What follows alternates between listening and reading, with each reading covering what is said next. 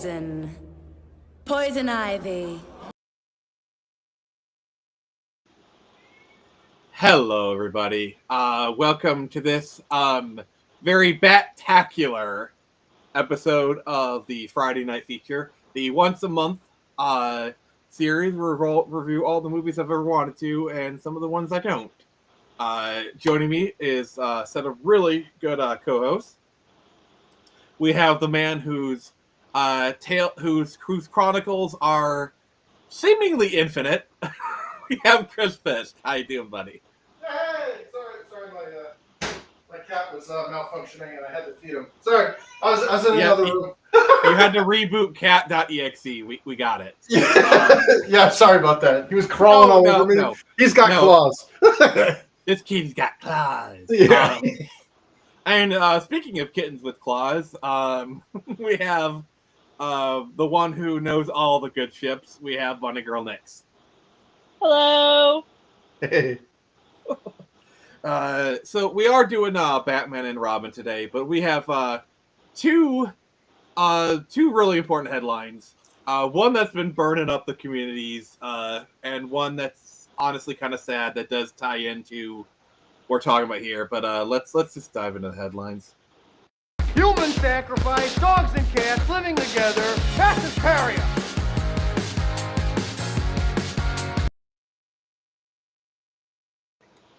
All right, so the two headlines are we're going to talk about Nintendo Switch 2 because that's all everyone's wanting to talk about right now, and the tragic passing of Val Kilmer.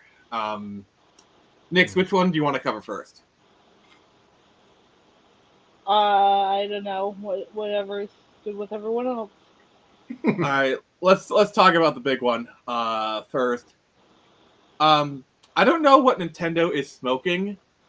Normally, I'd say I want some, but honestly, I really don't. Yeah. So, for those who don't know, we had the big live stream, Nintendo Direct. Nix was generous enough to lend her time for that.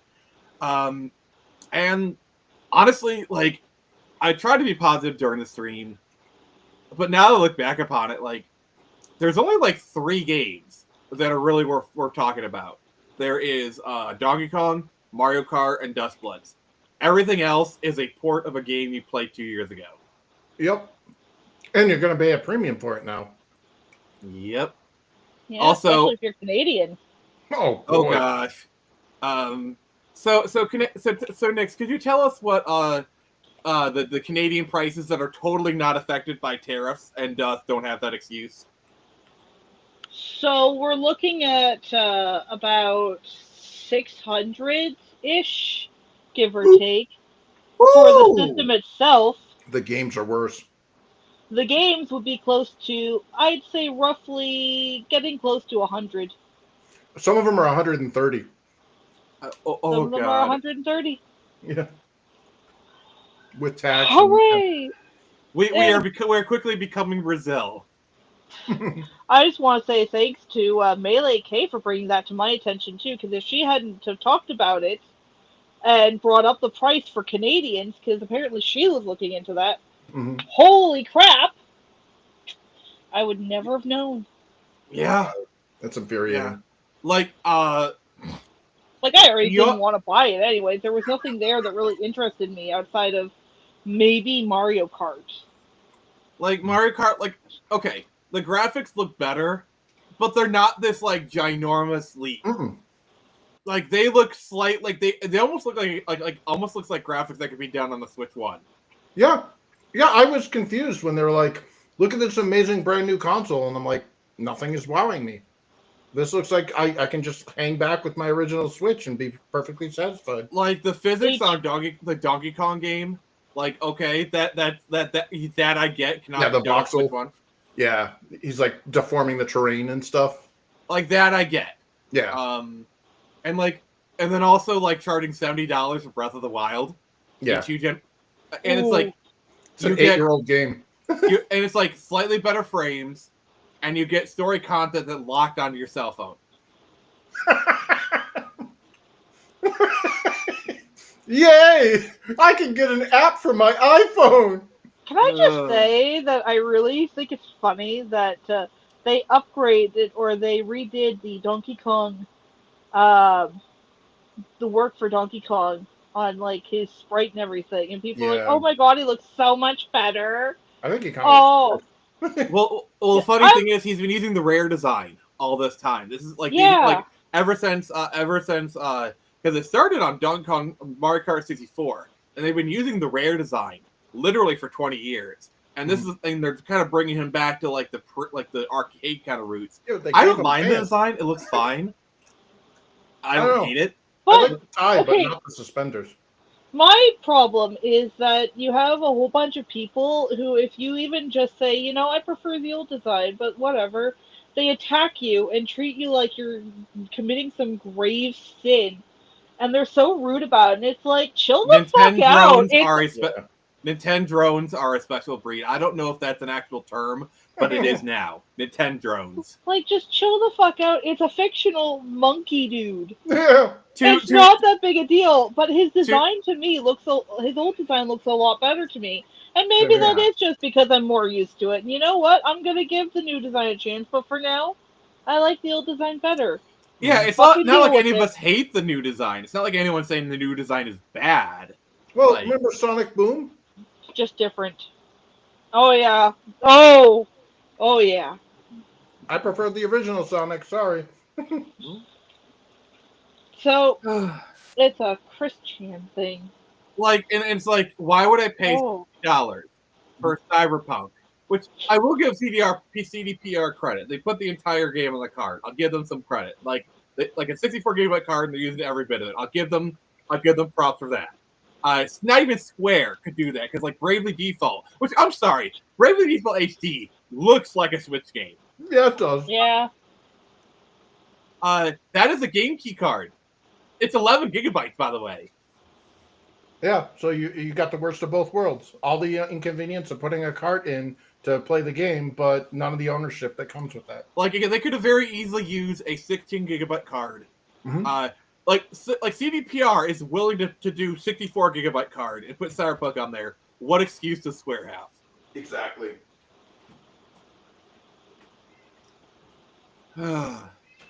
Yeah. Which speaking of which, so I have some sources. All right. I managed to finagle myself a Nintendo Switch 2. Like I actually have one right here.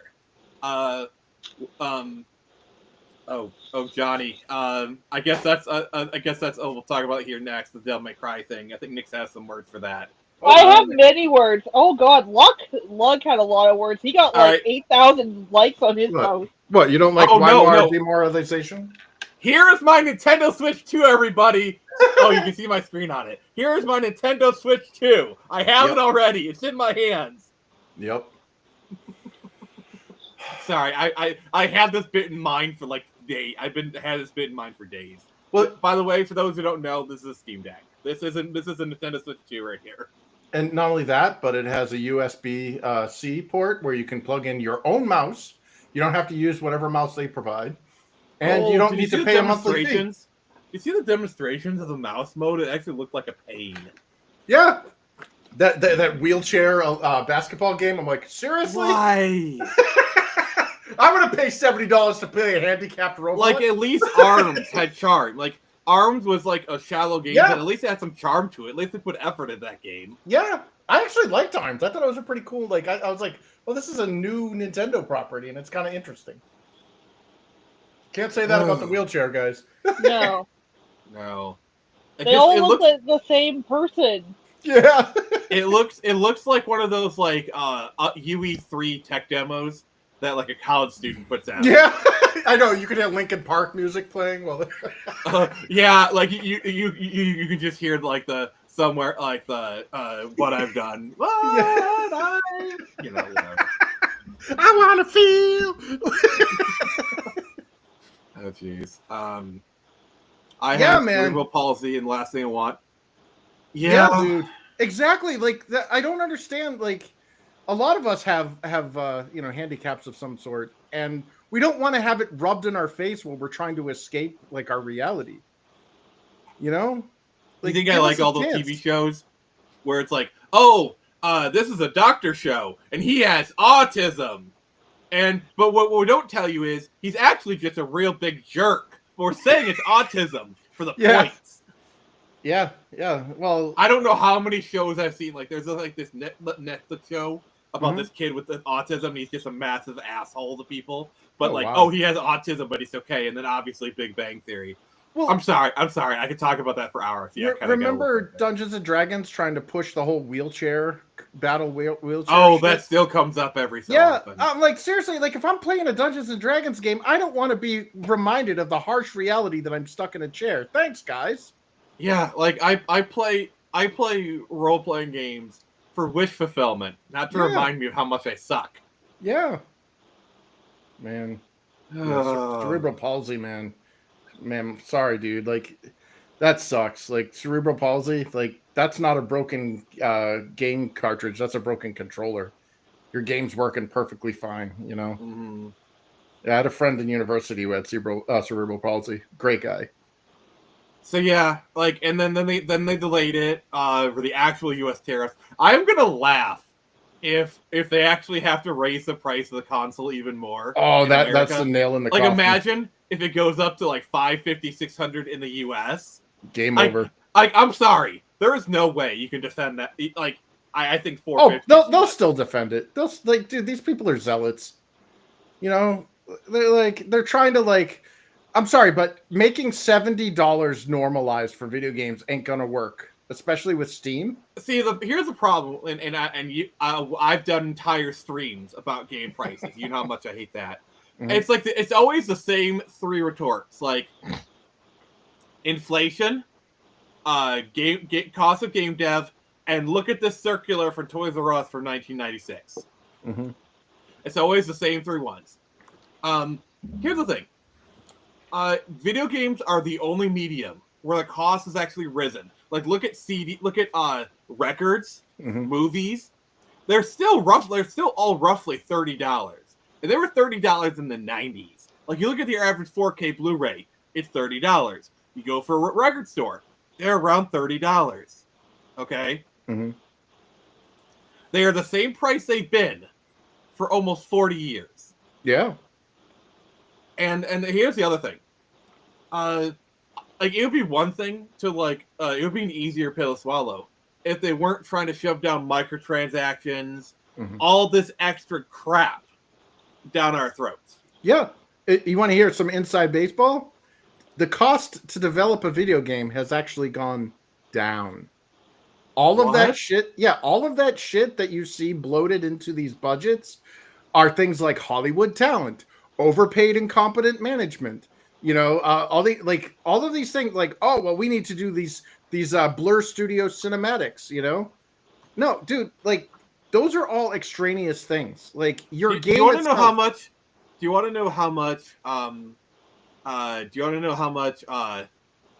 Baldur's Gate 3 cost? How much? $100 million. Which, honestly, for a game that size, that seems kind of reasonable.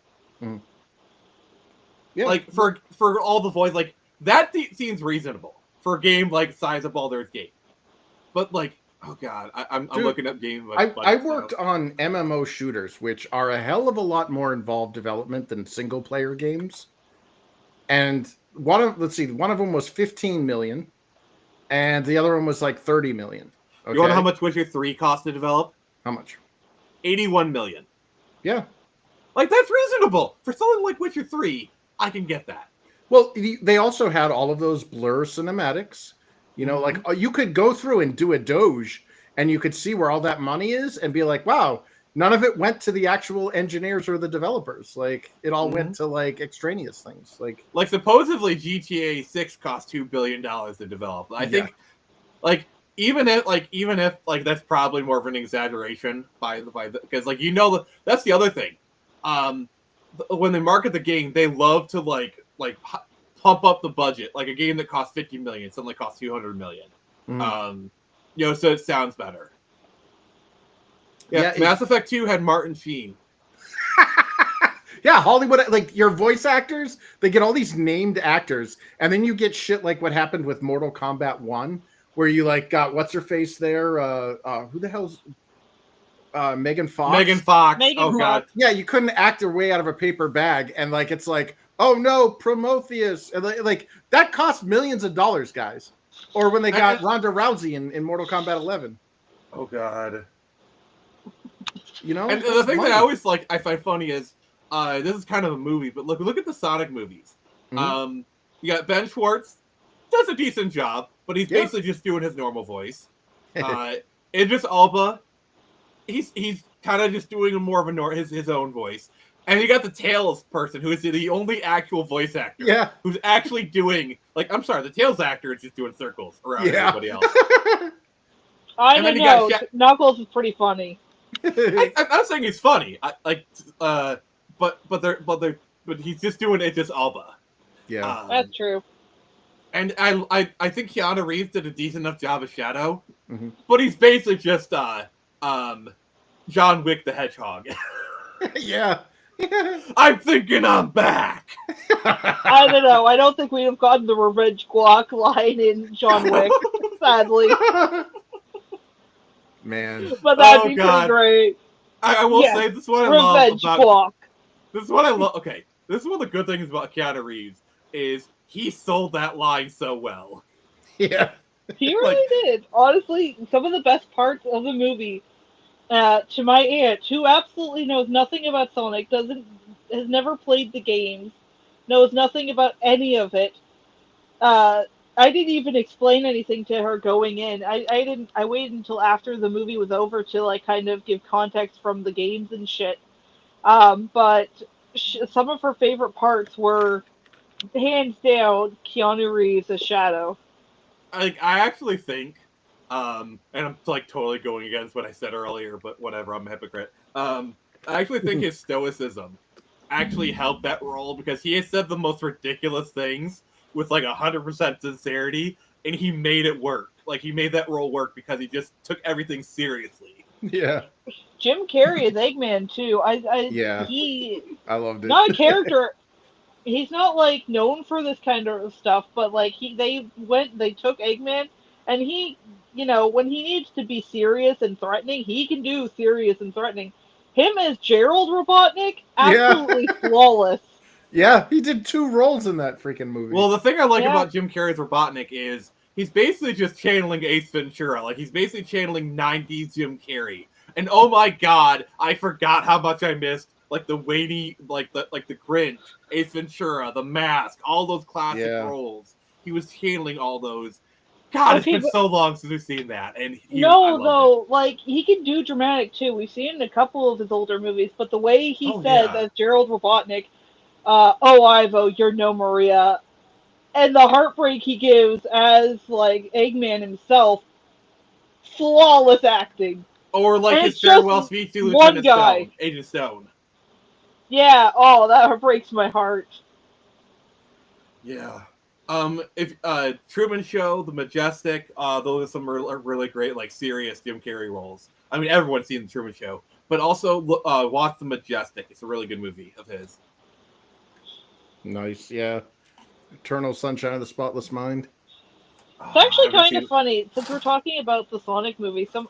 Because I had to kind of explain to my aunt that in the game that they're taking most of their plot from, the gun base wasn't off the coast of Tokyo or whatever. It wasn't anywhere near Japan. It was just somewhere out in nondescript ocean. And she's like, "Yeah, I was kind of wondering why this Japanese base had a bunch of English-speaking Americans on it." I mean, do you know how many Americans are in an American base off the coast of Japan is the least unlikely thing in this movie. Yeah. Yeah. Also, Johnny Ortiz says, I actually have seen Yes Man. That's actually a surprisingly good movie. Mhm. So it's where he says yes to everything. Yep. I actually liked it. They got Terrence Stamp in that movie, and he's really good in it. He's got Zoe, the quirky girl, whatever. Deschanel. Yeah, Deschanel. yeah, it's really good. I recommend that movie. But yeah, getting back to the Switch 2. I'm not. Yeah, I'm not getting it at launch. I might get it like years later when they do like a Switch 2 Lite, which you Yeah. know is probably gonna be like $300. Yeah. God dang it. Not only that, that Oh. thing's hideous. The launch model, like the color schemes just feel off to me. It's like salmon orange pink for the little like insert, and then like a baby blue, and it's like, Yeah. Also, like when you see like the, I think it's like they totally ripped off the Odin too. That's the other thing. yeah, Like let me try and pull this up. Odin. Like if you look Or at the the Odin Legion. too. yeah. But yeah, like let me show you a picture of the Odin too. And like you will swear. Like take a look at that. That's the Odin 2. Oh yeah. Which is like one of those emulation handhelds, Android based. It looks exactly like a Switch 2. They ripped it off the design so bad. Yeesh. Yeah, I'm just like the Odin 2 at least has like the colors don't seem as offensive. Like I don't know what it is, but like Nintendo's on this kick of putting ugly colors together. Well, it's they're trying to do like the 2 colors. Yeah, and they're like it's like you could pick better contrasting colors on the wheel because those just look ugly. Like it's like like the reminds me original of the Switch, 70s. I think original Switch worked. It had kind of like a more of a playful kind of like Yeah. Well, you had two play school options. kind of vibe. You had two options. You could get the baby blue and like the off reddish pink one, or you could get like the one that I got, which was like 2 light gray ones, like 2, you know. Yeah, and the other thing is they released so many different colors of Joy-Cons. Yeah, Like, you could customize it. Yeah. I mean, they're still doing that. I'm sure there'll be like other different Joy-Cons. Yeah. But it's just weird. I know it's like such a weird thing to nitpick, but it's just like there's so many like dings against this launch that like I said earlier, like I've never been angry at a launch of a console before in my life. You know, and I bought the Wii U, dude. Like I love the Wii U. Here's the thing that pisses me off, okay? Mm. They do the whole stream, and then they don't say the price, which I'm sorry, but like if this is like your big like launch reveal stream, you reveal the price. Like the fact that like all the bad news, like it just come out in like the next few hours in like waves, and they let other people report on it. Nintendo knew what was up. They knew the reaction. Yeah, they were obfuscating that intentionally. I mean, look at their treehouse thing. The chat was just hashtag lower this thing or lower the price. Like I know that people are saying, oh, they're just going to shut up and like take it. Like I don't know. I hope not. I'm sure some people will buy it, but Yeah. it's going to be a hit. What do you think? strongly. Oh, sorry.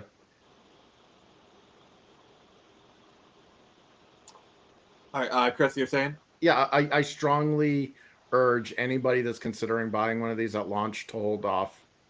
Like if this is capitalism and the only language they speak is money, and if you don't, shill out and you don't succumb to that FOMO that they're trying to bank on, they will be forced to course correct, because this is sending a huge message to all other game developers that $70 is now normalized and $80 isn't out of the question. Yeah, like the fact that they're pricing, like here's the thing. It's people say, oh, it's just Mario Kart. Yeah, for now. Mhm. Like, what's to say that like the next Mario game is $80? Smash Brothers. They're gonna sell Smash Brothers for $80. Oh, or $100. Oh, Why stop God. at 80? Like this is such a bump. This is like a $20 bump. Like, what's to stop them from $100 or $150? You know? Yeah. Man. Don't give them ideas. Well, look at GTA is coming out and it's going to be $80 or more. And frankly, I haven't bought. Here's my prediction. This is what I think they're gonna do. Mm-hmm. I think they're gonna have the $70 base edition, but then they're gonna have the $100 special edition, because what they're gonna do is like 100, 150. Oh, you get all this in-game stuff, but if you do the Ultra edition for 150, 200, you can play it a week early. Like the most anticipated game ever. Like people will pay the $200 to play it, to start playing it a week early. And they know that. with all of this money shit and the fact we're in an economic downturn and people are losing their jobs and people are barely making rent and shit, to jack prices up like this is just a huge middle finger. And it's made me like realize that I can live without video games. Or I can live without new video games. Yeah. I haven't spent more than $30 on a new video game since Steam. You know, Yeah, I'm the same way. Like PC is like one of the last bastions of good gaming because if like for example, like Final Fantasy VII, I'll probably buy it next time it's on sale for $30, and that's fine. You know, like if I don't like the price of the game, I just wait a few years and play it later. Yeah. I did that with Mortal Kombat. You know how they nickeled and dimed everybody with Mortal Kombat 1 and they're like $70 and blah, blah, blah. I got it for $10 and it had the Chaos Reigns expansion and all the DLC characters. $10. Yeah, it literally pays to be a patient gamer, and that's we're going to see more of that. And game companies are going to suffer the price as more and more people catch on to that. Yeah, and I hope they do. I really do. Like I am holding out faith that there's enough people, because we know there's going to be the shills and the whales, as they call them, that dive in on this on day one and buy this crap.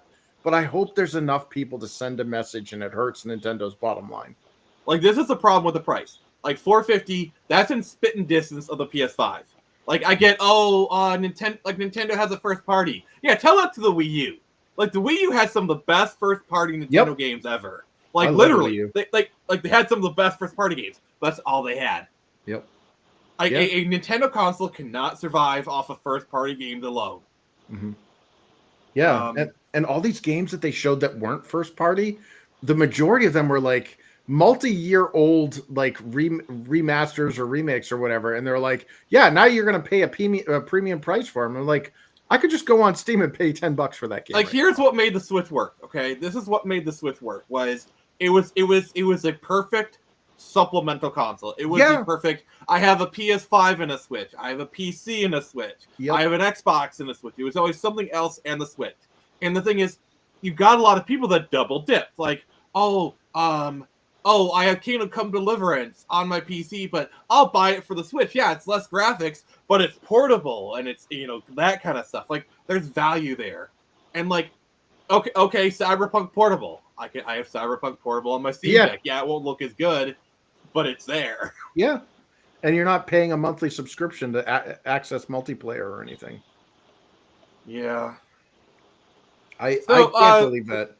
All right, I want to switch gears. We're just gonna blackmail this. So Nix, would you like to make the devil cry? Oh God. Yes, Nick's rant incoming. I'm glad I get the first crack at this because it's my birthday. You have to be nice to the birthday girl. Oh, happy birthday! Thank you. This show, oh my God, I have so many friends who are watching it who absolutely adore Devil May Cry, and they all say the same thing. It's not heart garbage. It's just straight up ass. Like, I really have such a hate boner for Adi Shankar. He is like the biggest goober ever. Oh my God. I have the biggest. This is the guy who thinks 2006 never ended. Wait, what? Adi Shankar, he's the showrunner of Devil May Cry. He also did Castlevania. He did like those bootleg stuff, like that really cringy, dark and gritty Power Rangers. Oh God, yeah, I remember that. I laughed. That's not the worst of what he's done. That's not the worst of what he's done. He helped to get rid of Apu off The Simpsons. That was him. Oh, that was him. That was him and some other guy. Fuck that guy. I'm sorry. Fuck that guy. Yeah, Apu was one of my favorite characters. Yeah, that's what I keep hearing. Anyways, rant time. Oh, wait, before you say that, I have to say something. Do you know some people consider Apu like a Harambe type character? Because before Apu was canceled, people had a generally favorable opinion of Indians. But like after Apu got canceled, the opinion of Indians kind of has gone way down since then. Like, it's kind of like a Harambe situation. Sorry, Nick, go ahead. Okay, so first of all, he was saying that this wasn't like supposed to be canon to the Devil May Cry universe, but shit, man, we can tell you that at a glance. But then now he's saying, oh no, actually, this isn't my bootleg universe like I was doing with, like, say, And then, I don't know, I think he said Castlevania or some shit. But then he goes on to say, yeah, I kind of do intend for this to be at least somewhat canon. I was like, no, the fuck you don't! No. No, No, we are you not. don't in the We are slightest. not allowing that, Adi. We are not allowing you to do that. I'm so tired of that crap. I need you all to sit down, shut up for 10 seconds, because holy shit, what I'm about to say, you need to be sitting down for it. There's a scene, and it's all over Twitter, of the USA invading hell to the song of American Idiot by Green Day. What, did they discover oil in hell? It's a commentary on the war on terrorism. But here's where, so they're basically saying Middle Easterns are demons. Yeah. Which, So yeah. you're saying it's accidentally racist, is what you're saying. Well, it's demoralization propaganda, dude. It's the demons aren't bad people; they're just misunderstood. No, but this is the biggest fucking kick in the face to anyone who's a real fan of Devil May Cry, because it has been made explicitly clear right from the very beginning, where we had Kamiya on the wheel, at the wheel. Sorry, demons are homogeneously evil. They're irredeemable. Absolutely. And people are like, oh, well, there were exceptions. Yeah, there was exceptions to that rule. There was Sparta, who kicked off the whole thing because he fell in love with a human woman and had children with her, and decided to give his life sealing off his brethren from the human world because he realized, hey, these guys are fucking assholes. I gotta protect the humans from them. And then we have Trish, who's an artificial demon who was created to kill Dante in the spitting image of his dead mother because Mundus knew it would hurt him the most. And by the end of the first game, where she originated from, she's on Dante's side 100%, hunting to kill other demons. He killed her soul with light. Because Dante's humanity reached out to her in a very touching way and made her realize that she wanted to be a good person. I'm sorry. I'm trying really hard to hold back because I want to make some dirty jokes, but I'm trying not to for the sake of your rant. And then they're like, "Oh, well, we've had evil humans. You know, maybe humanity really is the real monsters." No, demoralization. No, humanity was not the problem. There were evil humans, yes, but they were evil humans going after the power of demons. You know, the fucking demons. It's in the name. They are evil by design. No shit. Well, that's. Oh my god. Look at what Disney did with Maleficent. Maleficent is Latin and literally means the evil one. And they turned it from a villain into a grape allegory because evil, white, cowardly men graped her and stole her wings. And they made her a hero. Yes, queen. Yeah, exactly. My god. This is demoralization propaganda. This is everything you've been told is bad is really just misunderstood and is good. And everything that you thought is good is actually evil. But I want to bring up the fact that I don't think Adi Shankar actually ever played the games, because there is I cannot for the life of me remember a time where they mentioned any specific country by name in Devil May Cry at all, period. No. As far as we know, there is no America, there is no Britain, there is no wherever the fuck. Maybe there is, but they don't specifically name them. They give us like vague locations, like Redgrave City. And even if there is, it's not important to the franchise. And Fortuna, which may be a place in Italy, but I'm not entirely certain of that. Yeah. Well, and, oh my god! Look at how they positioned America. Like America, like they literally used Billy Joe's "American Idiot," which was a hate anthem against America. Yeah, it was a protest song for the Iraq War. Yeah, well, his whole album, the whole American Idiot, like he's gone on to say it's like. To be fair, I do like that album. I'm actually a really big fan of that album. But if you like the messaging that they're pushing in that album is like basically America's evil. You know, and it's like it could be beautiful music, but it doesn't matter. The point is it's telling you that everything that you've been taught was good is bad. Like you are a terrible person. To be fair, what America was doing at the time was pretty effed up. Well, I wouldn't say that was America. I would say that was the Bush administration with Halliburton and stuff. Oh Because- yeah, let's not go into politics though. But Yeah. Anyways, okay. So they have Dante of all fucking characters, ramble in from trying to give him a cool line. He fucking rambles into a "your mom" joke. Oh God. Why? Dante would never, ever make a "your mom" joke. His mother raised him better than that, and he literally watched her fucking die. Dante's a good Horribly. boy, confirmed. He'd maybe not good boy, but he would certainly never disrespect someone's mother. He's got standards. Yeah, fuck yeah. Oh my god. And I don't mean to curse a whole lot, but that's another thing. They just have so much cursing in this stupid show. I watched the Castlevania show. I know exactly what you're talking about. Also, Lady, the funny thing about Castlevania has a potty mouth. Okay, the funny thing about Castlevania is you can tell the exact moment that Warren Ellis left the building, because like the show goes down so Phil, like Warren Ellis was the only thing that made those early seasons like watchable.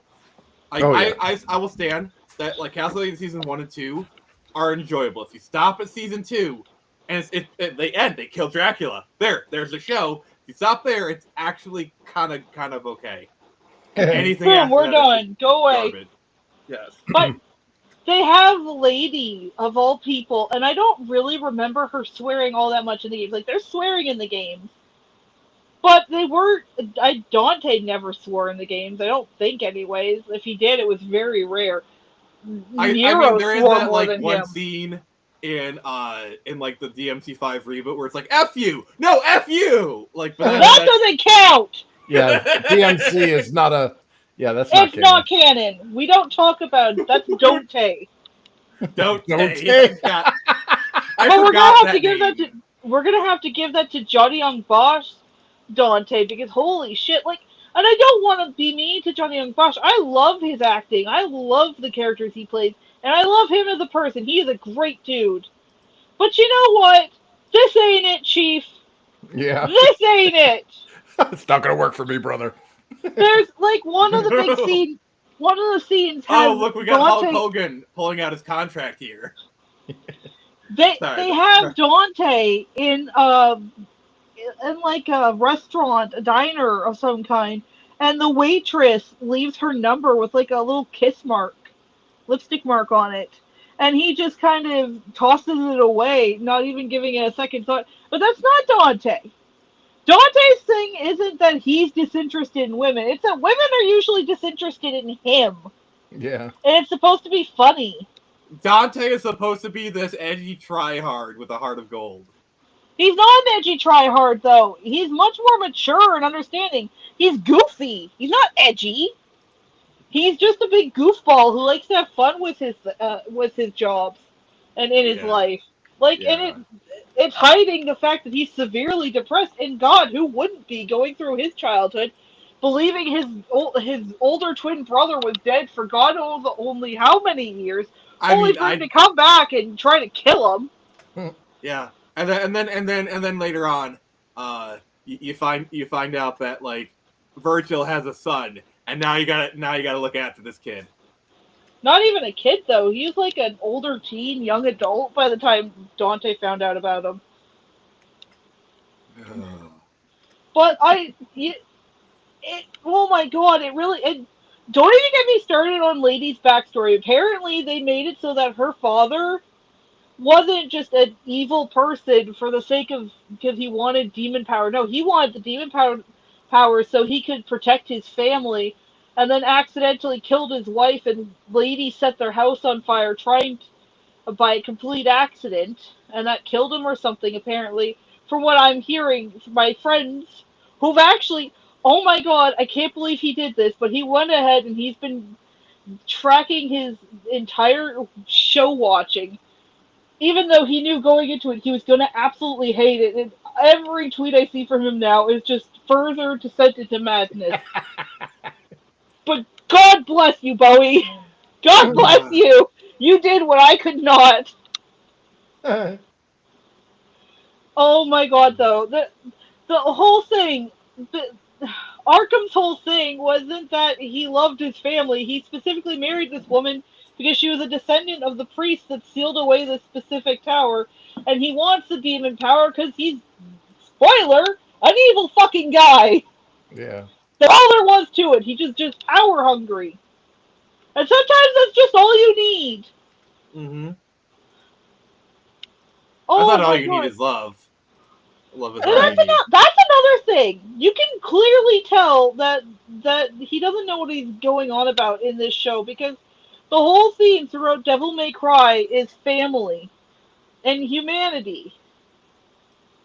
Like, it blatantly, the series always very much acknowledges that certain humans are evil, but not all humans. And Dante fights to protect those the humans that are good. Even evil humans, he doesn't really go after. He has a strict no killing humans policy. But demons are just misunderstood humans. Oh my God. They You can't have even families. you can't even joke about that, because they actually say in the show, and I've seen these clips too many times for me to like get this out of my head. They're trying to say that demons are just another strain of humanity. Yep. Yeah. I'm gonna punch someone.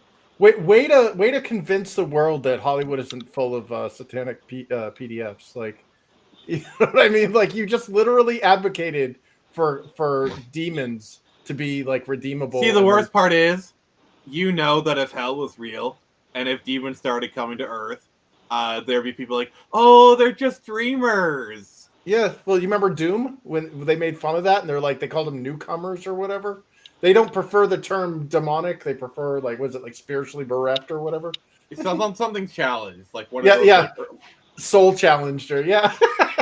yeah, like one of those like late 2000s, early 2010s kind of. Yeah, and the demoralized went up in arms. All the commies were like, "Oh, it's offensive." Also, can we give a props to Id for doing that? That's pretty big. Yeah. They're Yeah. trying. So Everyone's very concerned because they dropped in a reference to Raccoon City from What? Resident Evil. No, you're marrying those two. wait, does this mean Mega Man can show up? I'm pretty sure they had Mega Man as a cameo, like a silent cameo.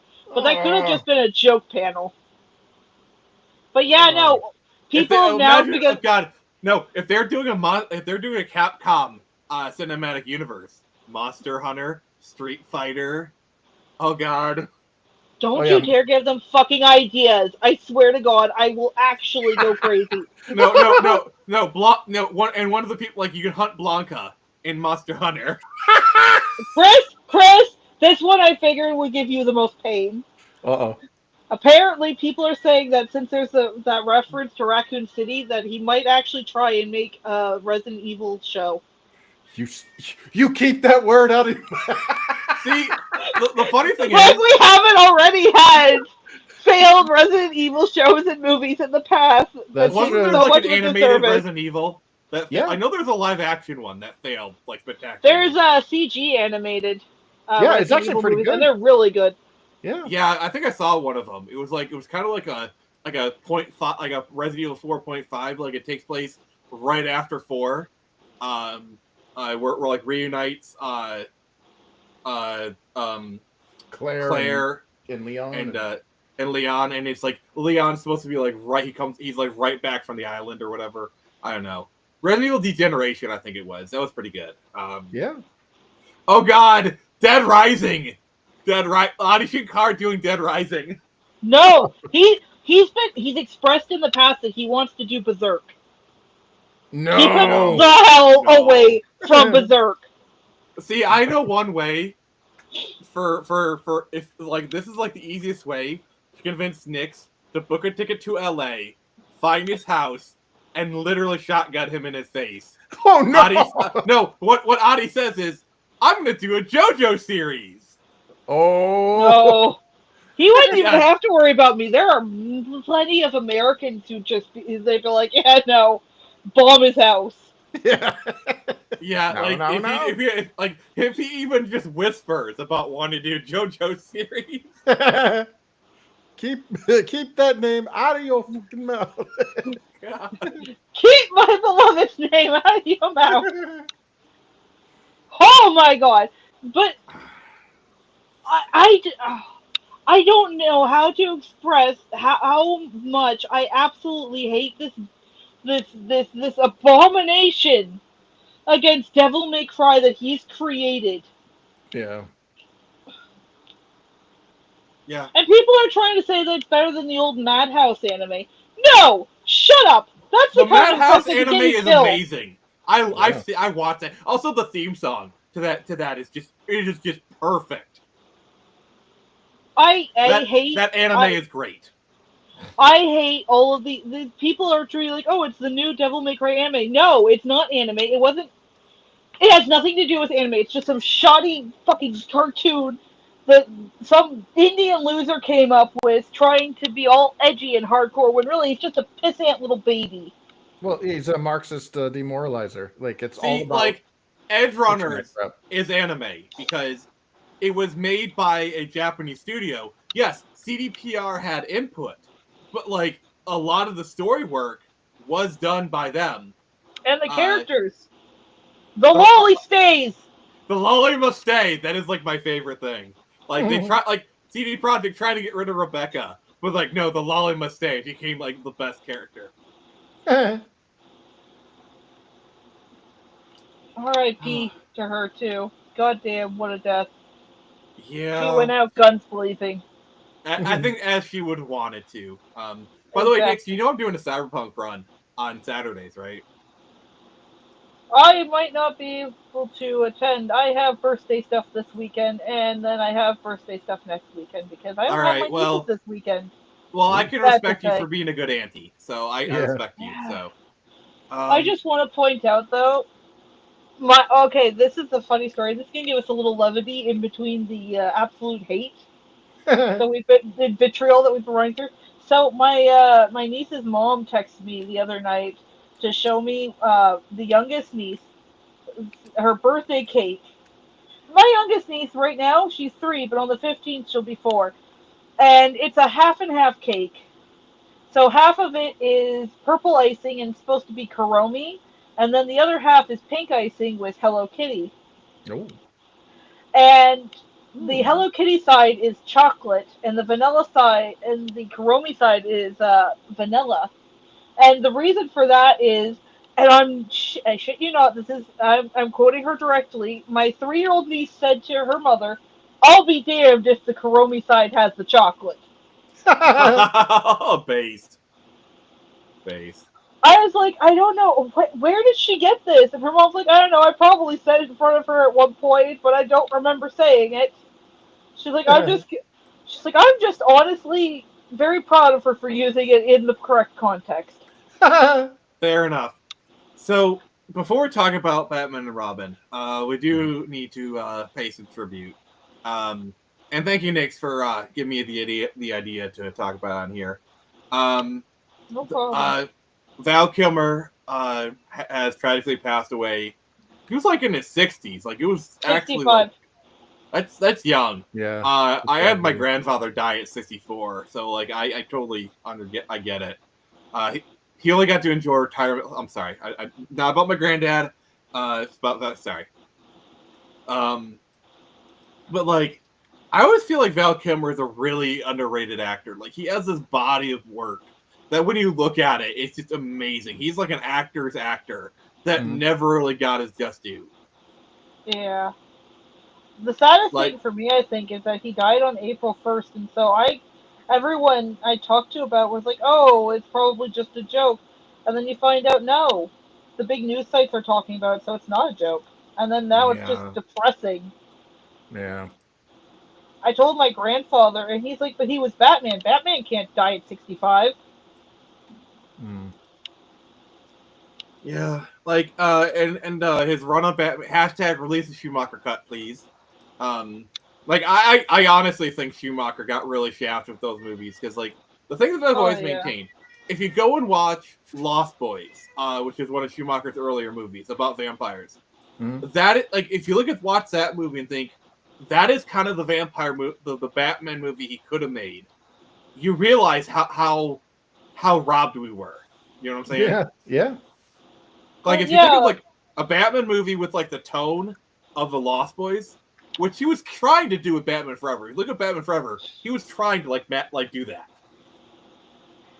The problem was that studios wanted more child-friendly stuff so they could sell more Toyetic. toys. To be fair, a lot of it was a reaction to Batman Returns, where they had, like, all those McDonald's tie-in promotions.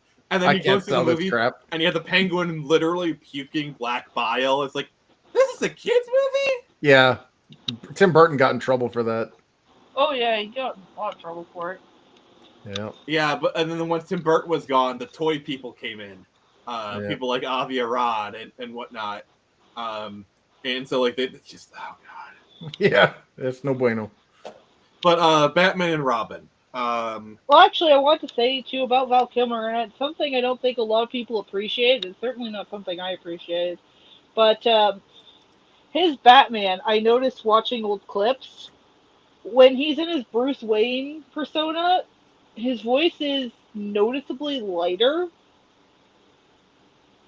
And then he's got more, it's not very noticeably deeper when he's Batman, but just enough that there's some distinction. Mm-hmm. And it's very tame, kind of the way that Conroy used to do. Yeah, because Conroy put a lot of upward inflection on his Bruce Wayne voice. At first, yeah, but when they got into the different art style, like, he kind of stopped doing that.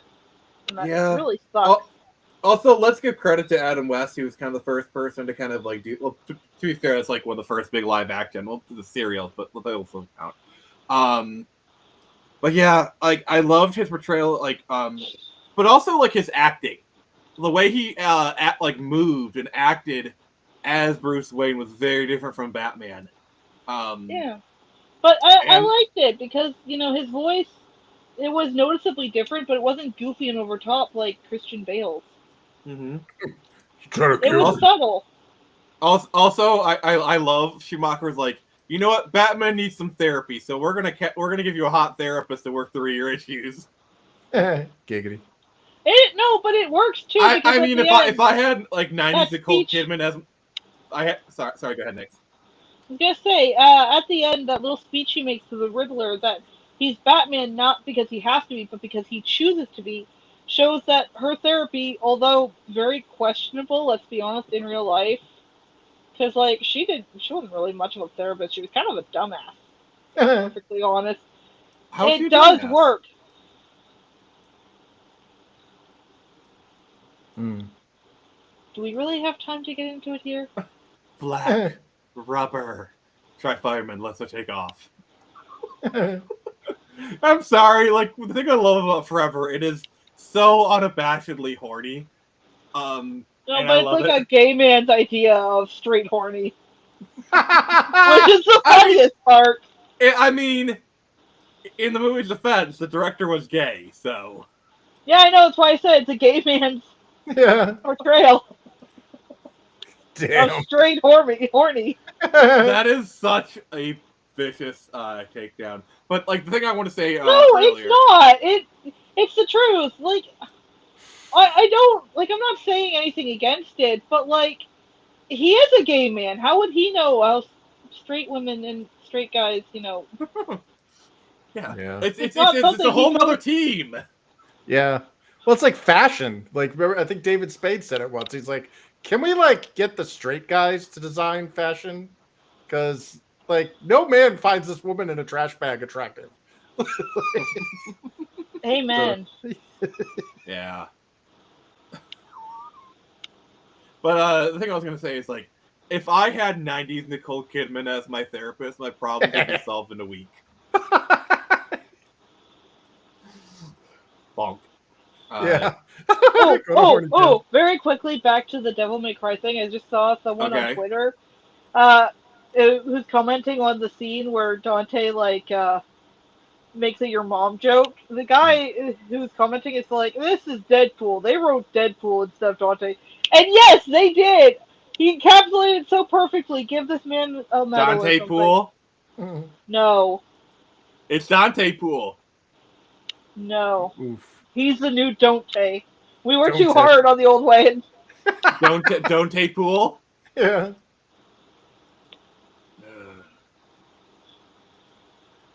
Yeah, that's ridiculous. Deadpool may cry. Uh, I'm I'm gonna just- leave. Yeah, okay. I'll stop. I was trying to make Nick's mad. I guess I just did my job a little bit too well. But yeah, I don't deserve this as a Devil May Cry fan. I don't. Fair enough. Fair enough. I'll just make the angels scream and the devil cry. God. So, we're almost an hour into the show. Let's talk about Batman and Robin. Yeah. Do we have to? I mean, that's literally the whole point of the show. 3.8 stars out of 10. I gotta say, this movie, I was rewatching it. This is kind of like the first time I've seen it in maybe 10, 15 years. And I was kind of watching it with more of a critical eye. I kind of liked what they were trying to do with this. This is one of those movies where it is objectively bad, but you can appreciate the fact that it was a sincere effort. It's definitely a so bad it's good movie in my opinion. But I can appreciate some performances. Uma Thurman's the standout of this. Oh my god, that woman was locked in from the start, and I loved her performance. I think it was someone said she was the only person on set that understood what movie she was in, and went for it. Arnold Schwarzenegger just playing Arnold Schwarzenegger, which it kind of works, it kind of doesn't, but Okay, but I gotta say this. I think Mr. Freeze and Bane got done kind of the dirtiest in this Bane movie. got done very dirty. Yeah. Yeah, because he's when I first watched this movie, it was my introduction to Bane and Mr. Freeze and all this other stuff. So I didn't know going into it that he was supposed to be this strategic mind, the one person who ever broke the bat at the time. Yeah. See, that's why I'm a little when people criticize Dark Knight Rises Bane, I kind of defend him a little bit more because that one was more Bane. A little, not by much. They went in the exact opposite direction. Instead of basically Bane being Discount Hulk, they went more they tried yes, Bane's a thinker, but he's not that much of a thinker. They went too far in the other direction, I would say. They gave his entire backstory to the chick. And also his whole reason for the mask was a pain suppressant. They didn't even put in the venom. No, and it's so stupid. Oh my god. But we're not talking about that. We're talking about Batman and Robin, and I hate it so much because now that I actually know who these characters are supposed to be, and especially what they were trying to do with Mr. Freeze is kind of I could get behind it because I could see the intent, but at the end of the day, they failed hard by giving him. They gave him the goofy henchman in his stupid little ice lair watching that stupid little Reichenbach show. I can't say I'm Mr. Icicle. I'm Mr. Snow. Conducting his henchman. He's got a sexy hench wench. For some reason, why the fuck is she there? Right? Because he's got his wife in a cryotube in a hidden room, just dude, you're cheating on your wife having her there. Yeah, the whole character's point. Why would she be wearing that? I'm sorry, that woman should be dead.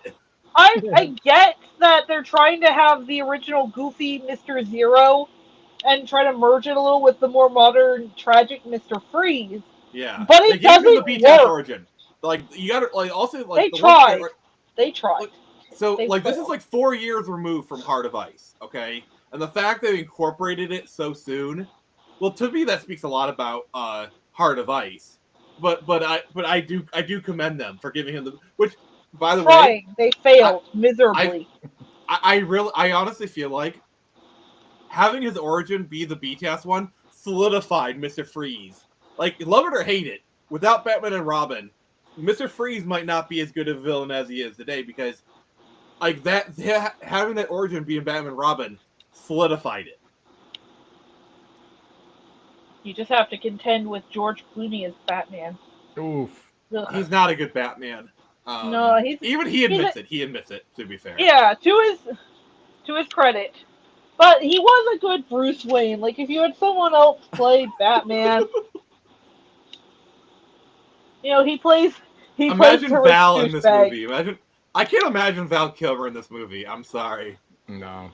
I like the story they're trying to do though, behind all of that with like Bruce he's lost his first family, now he has a new one, and he just needs to learn to not be so controlling, especially with Dick Grayson. Yeah. Also, the fact that they pretty much gave him the red Nightwing suit like 10 years before 15 years before the new 52 did it. He's wearing the Nightwing suit. It's literally the Nightwing suit, just red, and a cape. Yeah. It's kind of funny though that they have like 20 to 30-year-old dude play Robin. They're like, I know, this orphaned kid. Like, yeah, that's. I'm not a little kid anymore. You can't treat me like this. You need to trust me. And it's like, yeah, Bruce, he should have a mortgage by now. Yeah, he's got an AARP card. I think Chris O'Donnell, like just his acting as a character, I like him in the role, but the script lets him down so bad. Like even a Batman Forever, you gotta take him in, Bruce. Bitch. You gotta take him in. Paperwork for weeks. Like the dude looks like he's like 25. He's fine. I know, he's probably got his own place by now. It's kind of funny too, because they made fun of it in all the Nostalgia Critic reviews. Yeah. Like, are you kidding me? This guy looks like he should have his own house. Why does he need? He's not an orphan anymore. Yeah, like he's an adult. The way, I can understand Batman Forever. Like they may have written it for like a younger actor than Chris O'Donnell.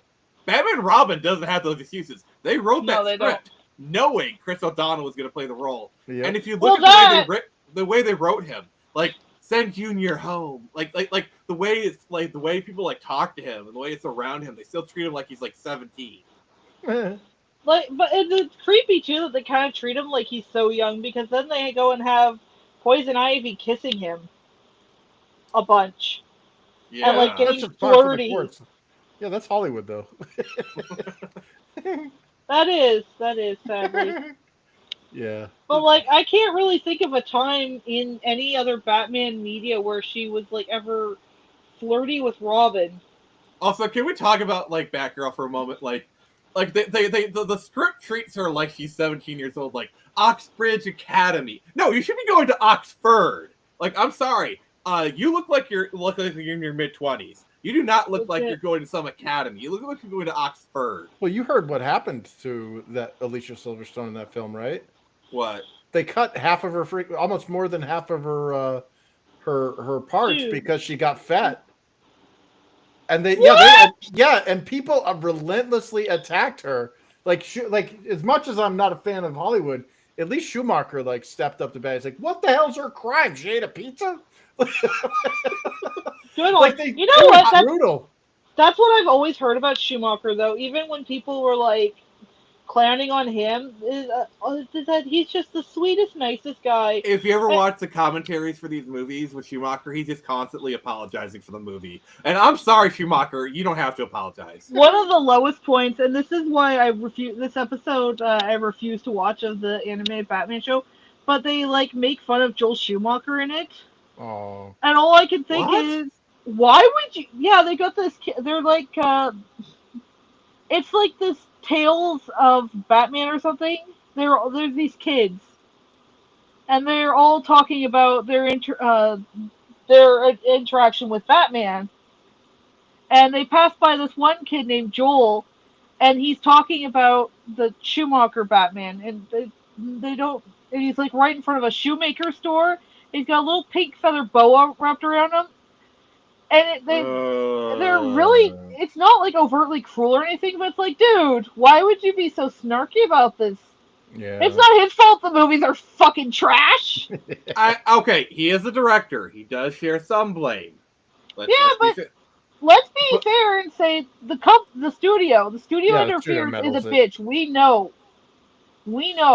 Like we've all seen a lot of the behind the scenes for Batman Forever. We know the movie he was gonna make. And I gotta be honest, if the Schumacher cut had come out, we'd be having an entirely different conversation because I'm just like the Schumacher cut looks great. Like the whole pathos with like the bat scene and whatnot. Oh gosh. And I don't want to defend the bat nipples, but Black Reaper kind of bring it up. His whole thing with the nipples on the armor apparently was that he wanted to replicate Greek statues.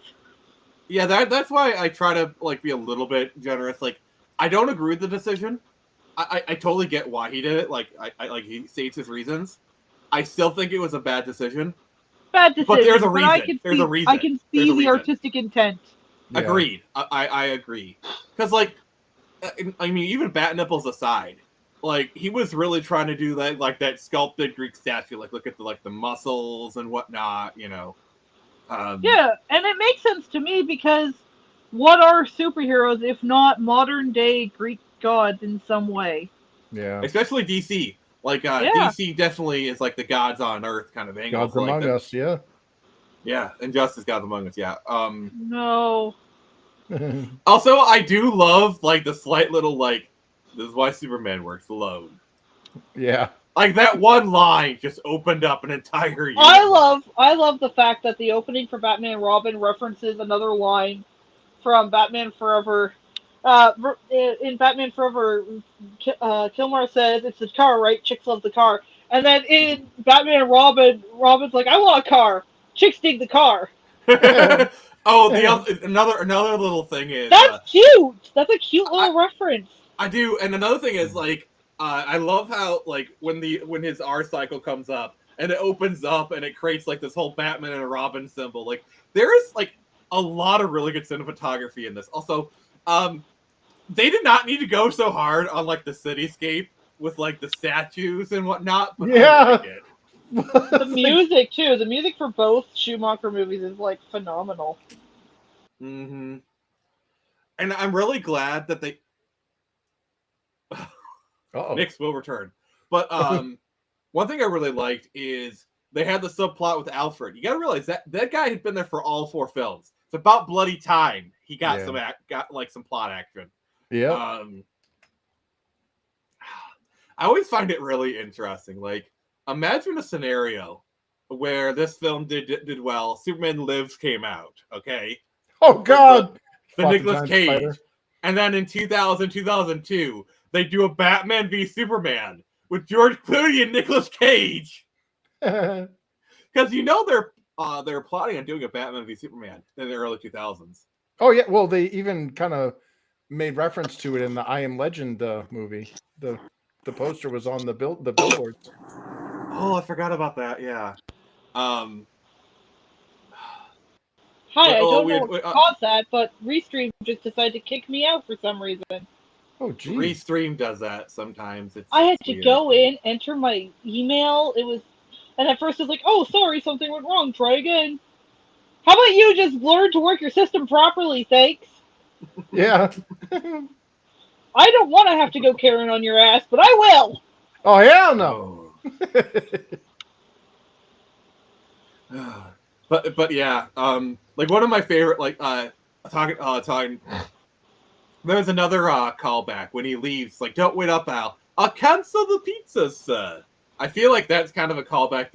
Can I persuade you to take a sandwich? Oh, yeah. Right through. I love that line, especially like if you saw the McDonald's commercial of it. They played that clip.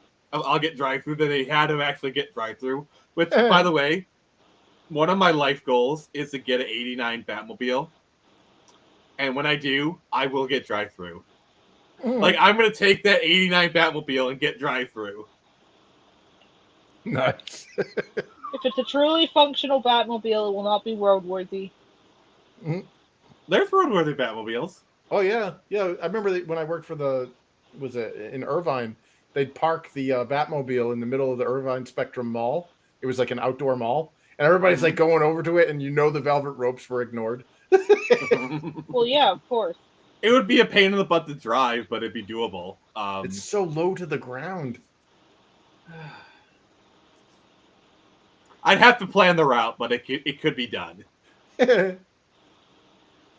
gosh! I just want the spectacle. Like, can you imagine people like they go into McDonald's and they see the '89 Batmobile, and people they know that like I'll get drive-through. I just want to see people freak the frick out in a positive way. Like, I just want to pull up to pay and just see like I'll be in a Batman costume, and and like I just want to see the person pull up and just like they're like just like they freak out like, oh my god. It's just such a moment, and I want to because I can just see people smiling faces. Oh my god, it's a Batmobile! He's getting drive-through! Like it just just the joy it would bring to people just makes me like, oh god, I want this. Bat nuggies. I'll take a box of 12 chicken bat nuggets, please. the bat Happy Meal. Okay, here's a question for you guys. And we'll get back to Batman and Robin. If you could have one vehicle, like motorcycle, car, van, from a movie, TV show, cartoon, what would it be? Back to the Future's DeLorean, the flying one. You have to deal with all the 88 miles an hour jokes, but okay. Nick, what would you have? I don't know. I'm not much of a driver. See, for me, I have a couple. Like, obviously, 89 Batmobile. I want a Jurassic Park Jeep. Oh. And I'd love to have a Mystery Machine. Okay, Scoop. What about, like, Ecto-1? Oh, God. Never mind. I would love the Mystery Machine, but, like, I don't drive, so someone else would have to drive in. Then I See, have Mystery to give Machine it up is to my easy. asshole older brother. Oh. Who didn't even wish me happy birthday. The man lives with me on my property. And yet, my cousin, who's, like, driving my younger brother off to the city, is like, by the way, happy birthday. And then he gets my younger brother to give me a second happy birthday. He messaged me earlier today. Oh, God. Hey, JB. He says the TARDIS. Like, I'm not going to lie, like, having, like, a real-life TARDIS, like, in your living room would be actually kind of cool. Yeah, and, like, that's just where you store your movies or something. Like, that would be kind of cool to have, like, a TARDIS in your living room. I'm not going to lie. Baby from Supernatural. Oh, the Impala. I give that to my aunt. She's such a big Supernatural fan. She'd cry. Oh. Like, I guarantee you, since Supernatural aired, the price of, like, those, like, just the black version. Like, if you go look at, like, that year of Impalas, it's like, the brown or the white ones are a price, but the black ones are a premium. And then you have some boomer be like, why is a black Impala so expensive? And then the, like, Grandpa, you've never seen Supernatural, have you? And then she, like, pulls down and shows her Supernatural tattoo. The amount of women I have met with the Supernatural tattoo, I'm not even criticizing it. Like that is like a mark, like, yeah. And it's always below the collarbone. Like, it's weird. It's always seems to be like below the collarbone thing and like do that. It's funny. My aunt, when I went to Comic-Con in my town or my city once, I got her. There was people selling like hunter contracts or whatever, like certificates for Supernatural fans, and I got her one. And she almost cried. She was so happy. Oh wow! That's cool. It was like $50 to $60, I think. Ooh. So yeah, money well spent. Yeah. Mm-hmm. I'm not even being sarcastic. It genuinely was money well spent because she loved it so much. Yeah. But yeah, Nix, what do you think of Poison Ivy in Batman and Robin? You know what? I didn't hate it. I didn't hate her. Yeah, I liked Uma. Sorry, go ahead. I think she was really good as Pamela Isley before the transformation, and a pretty damn good Poison Ivy. They definitely gave her that bitchy, catty kind of vibe. And you know what? I want to say she got it down really well. What I noticed about her is she's speaking with a slight North Atlantic accent, which, if you guys don't know, that's like that old Hollywood accent. Oh, the transatlantic, yeah.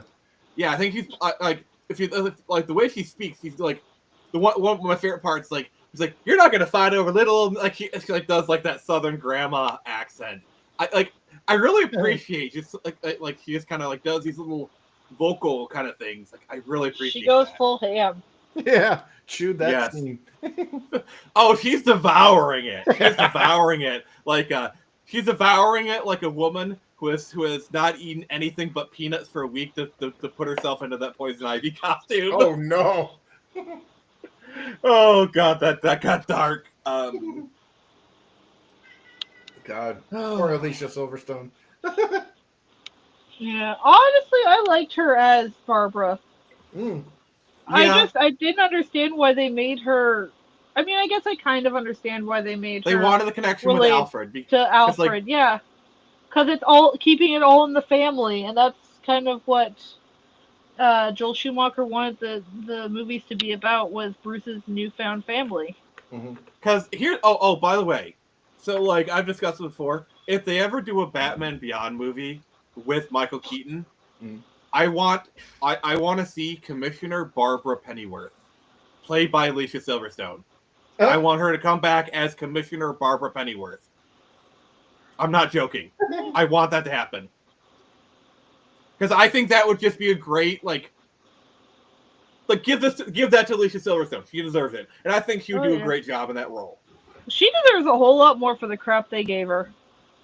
Oh god, yeah, I was astounded by that because I'm like, I'm well the thing about Alicia Silverstone is basically by the year 2000, all the roles that went to Alicia were just going to Reese Witherspoon. Like basically, Reese Witherspoon became what Alicia Silverstone should have been. Like I like Reese Witherspoon, but like, God, Hollywood really shafted Silverstone after the 2000s. Well, yeah, I don't like she got her big break from the Aerosmith videos.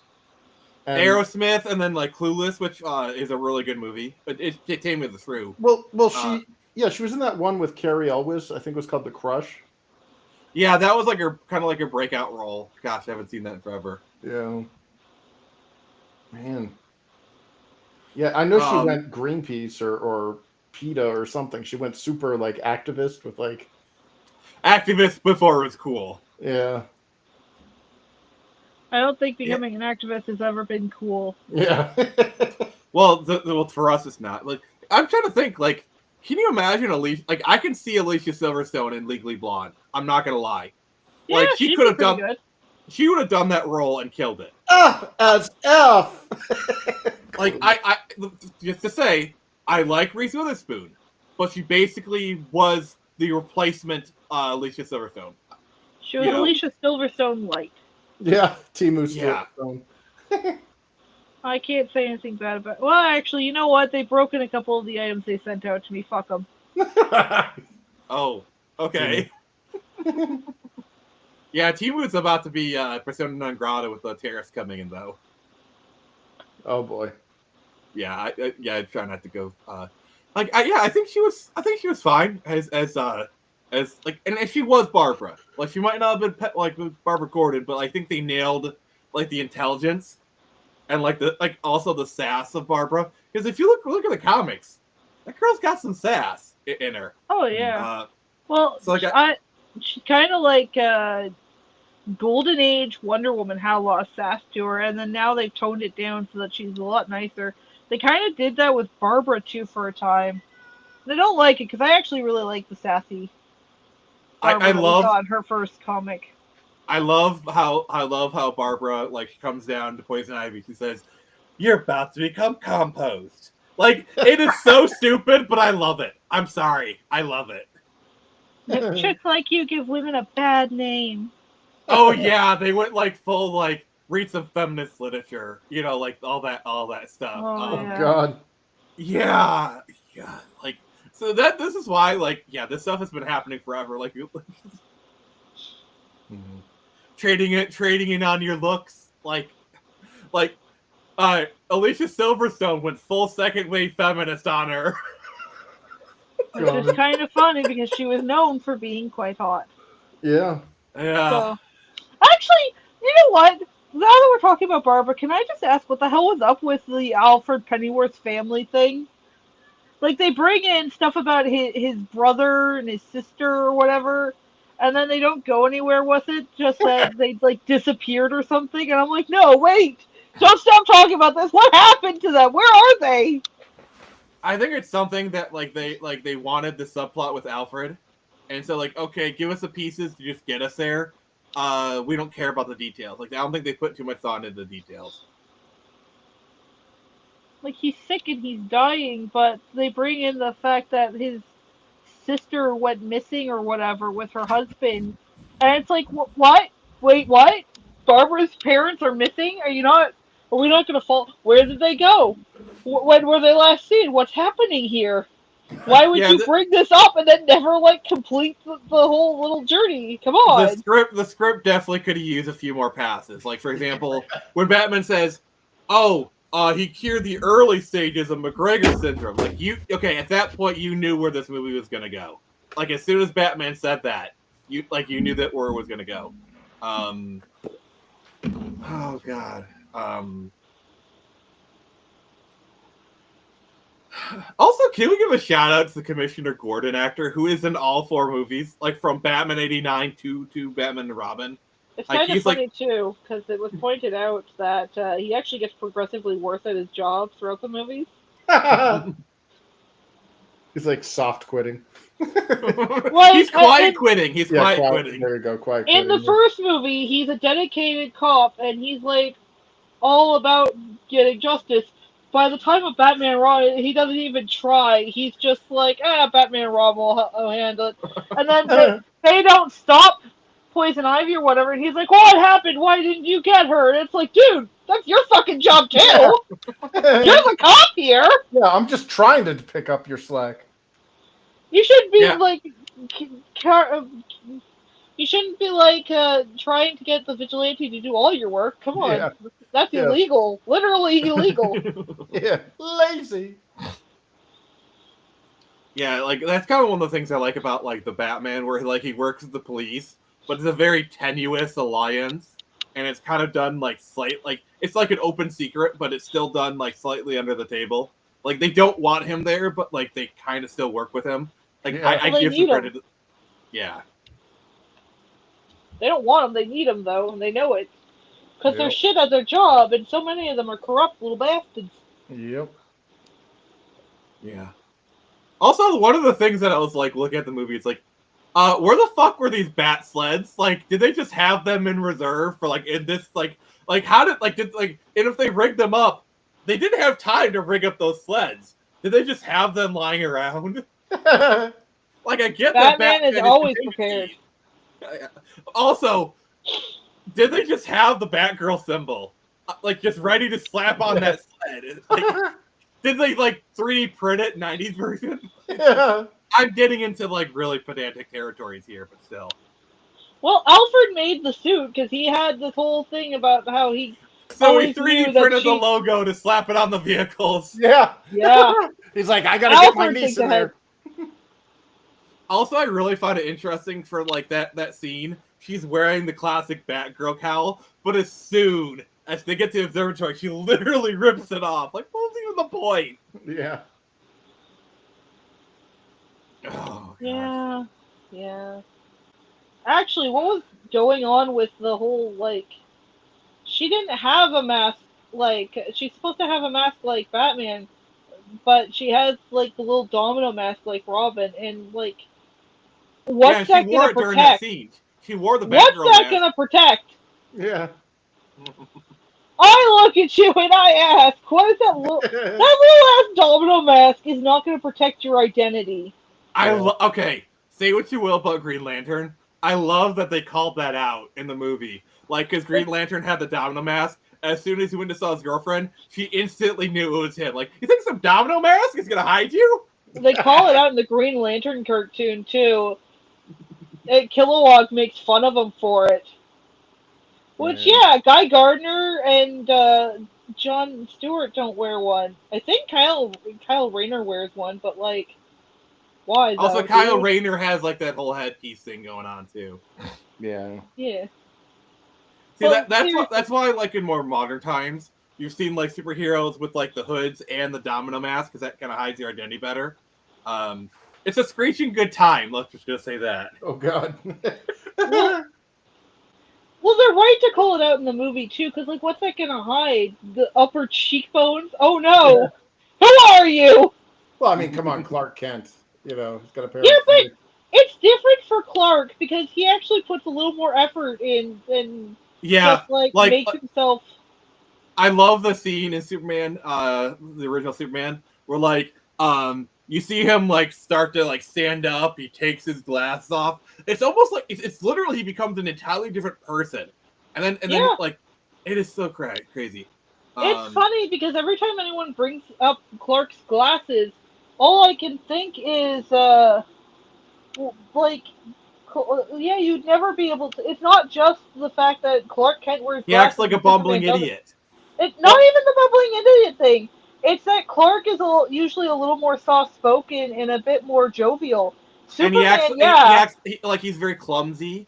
Like basically the whole entire point of like the way he acts is even if like even if the glasses fall off and people see his face, and someone says, "Hey, you look like Superman," they were like, "Clark, that klutz? He couldn't even fight a paper bag, less Mongol." Like that was the whole entire point. You it's remember... kind of. Oh, sorry. Oh, sorry. No, you were saying. Well, I was gonna say, like, even if you take the whole klutz thing out, there is like the way he puts himself. Like everything about Clark Kent as himself is so superior, vastly different from who he projects himself to be as Superman. Yeah. Superman is carrying the weight of the world. Clark Kent is not. He's carrying the weight of a deadline that he's 5 minutes late for. That's what he has to worry about. Exactly. The first time I saw the alter ego or whatever for a character, and it made me go, "This is dumb," was Masters of the Universe, when you had Prince Adam and Cringer, and it's this like yoked out of his tree dude who's got like a purple vest on and shit, and he's got like this giant tiger that's with him, and then also they're like, "Oh, look at this other blonde guy who's wearing like S&M bondage gear with a sword and a big tiger that he rides. That can't possibly be Prince Adam." Like, to be fair, that is like they only it's a toy line. They only have certain amount of toy molds. They can't make Adam look too different from He-Man. Yeah. Well, in the comic books that came with the toys, it completely runs differently than the Filmation cartoon. He-Man never turns into He-Man. He was always He-Man, and he was a barbarian from a tribe. And it was like, the problem is the early He-Man was too close to Conan, and they got sued. Yeah. Yeah. Yeah, that's a shame too. Also, I want to point out for the Superman thing, if you ever seen a person with glasses take them off, they do kind of look like a totally different person. Allow me to demonstrate as a person wearing glasses. Yeah, see, there's like a significant enough change. Also, there's another thing. So Henry Cavill did an experiment, okay, where he went to Times Square. He was wearing normal clothes, and this was around the time of BVS, and he had a Superman shirt on, and he walked around and nobody noticed him. He stood under a poster with him on it, like this, and still nobody noticed him. People see what they want to see. And behavior can have a big perception. Like that's also why Bruce Wayne acts the way he does. Like he acts like the gallivanting doofus playboy. For that reason. Like, wait, Bruce Wayne being Batman? Like Bruce Wayne being Batman is like the most ridiculous idea you could come up with in Gotham. If you didn't know him personally. Yeah. Like that would like be saying like Elon Musk is Batman. Have you?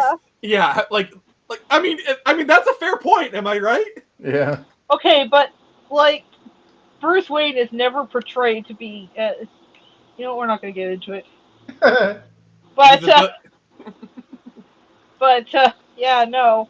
Actually, speaking on that, I like whenever they have Commissioner Gordon figure out on his own that Bruce is Batman. Yeah. Because I think it does a lot of service to such a great character. The other thing, the other aspect is where Jim Gordon acknowledges that if he wanted to find out who Batman was, it wouldn't take much effort. But he chooses not to out of respect. That's another like when they do that depiction. Like, yeah, I could find out who you are in a week if I wanted to, but I don't because I respect you and what you're doing. I like that they kind of do it in the Nolan movies too, so that Bruce kind of tells him at some point who he is without actually having to say, "I'm Bruce Wayne." Okay, one of my favorite tropes in superhero fiction is when someone knows the secret identity, but they don't say it. Like in Spider-Man, where Aunt May very much knows from the second movie at least that he's Spider-Man. Like that whole speech, like they never even come out and say it that she knows, but like it's very clear at least from the like that whole speech is like, I know you're Spider-Man. Actually, that's kind of one of my favorite things, and this is the only time I will ever praise my Adventures with Superman. But they have Jimmy know right from the get-go, kind of, that Clark is Superman, and he just never said anything because, as he tells Clark, I figured you'd tell me when you felt comfortable to. Yeah, they do a similar thing in Arrow, where Oliver's mom knew he was the Arrow like pretty quickly, but she never said anything until like the very end of like towards the end of season 2, where she unveiled it to him.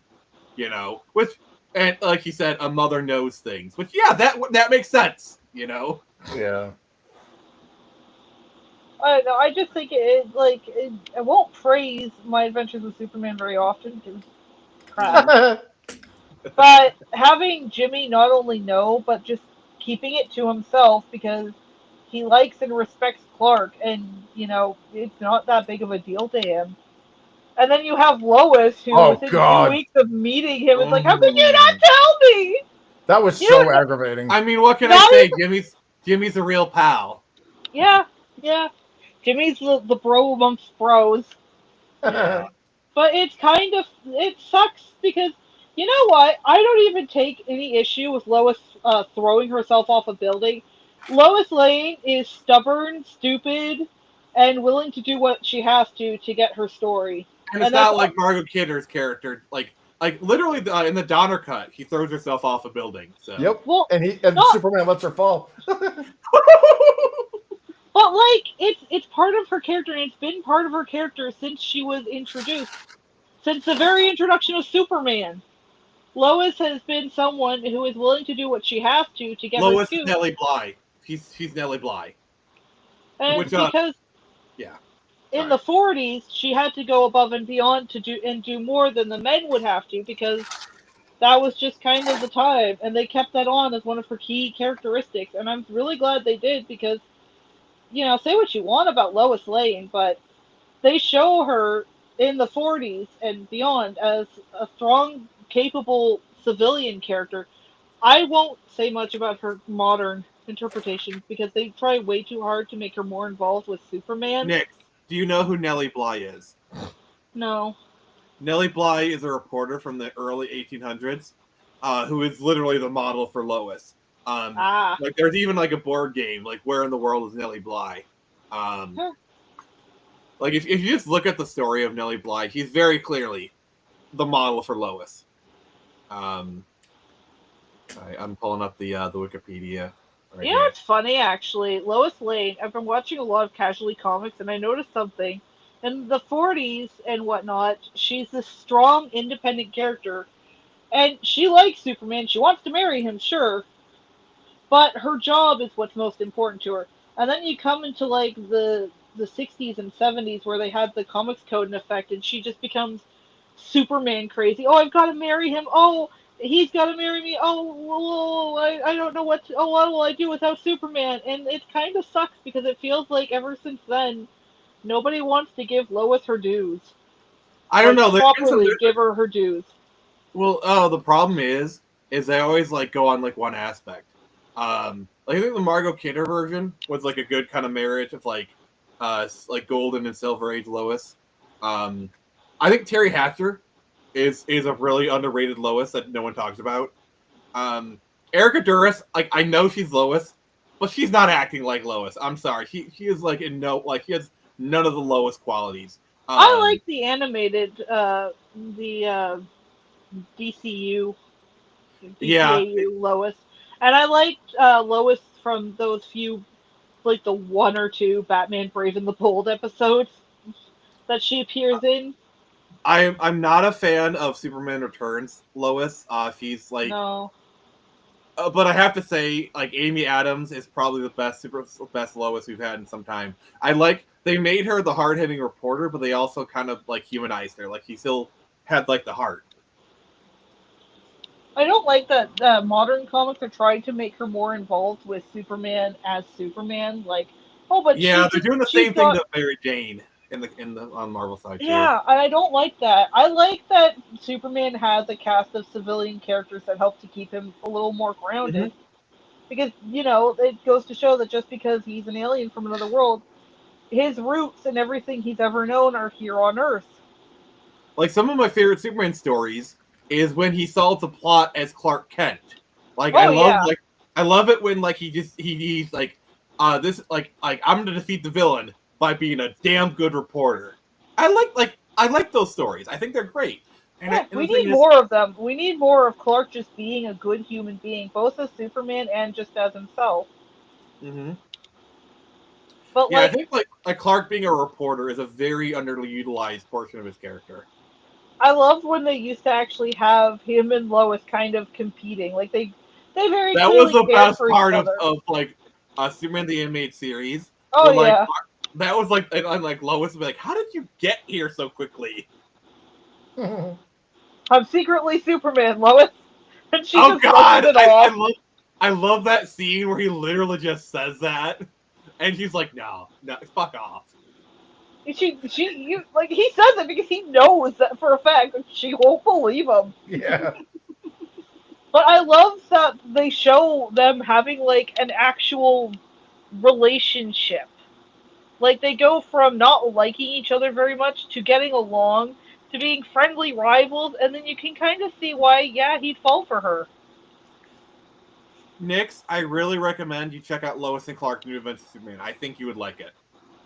I'm pretty sure I have seen at least half an episode, maybe. Just 10 minutes or more. Oh God, Well, with Dean Cain. Yeah, Dean Cain is a great Superman. Yeah, I'm just I like him. I haven't seen those episodes since they aired. It's been like almost 30 years. God, I'm old. I also need Marvel to give Spider-Man back Mary Jane, get rid of Paul. Yeah. She's Venom now. Mary Jane is Venom now. Oh God, no. No, shut up. I was already... Like making her jackpot didn't work. So like, okay, she's Venom now. They can't just have Mary Jane be the supportive model girlfriend, wife.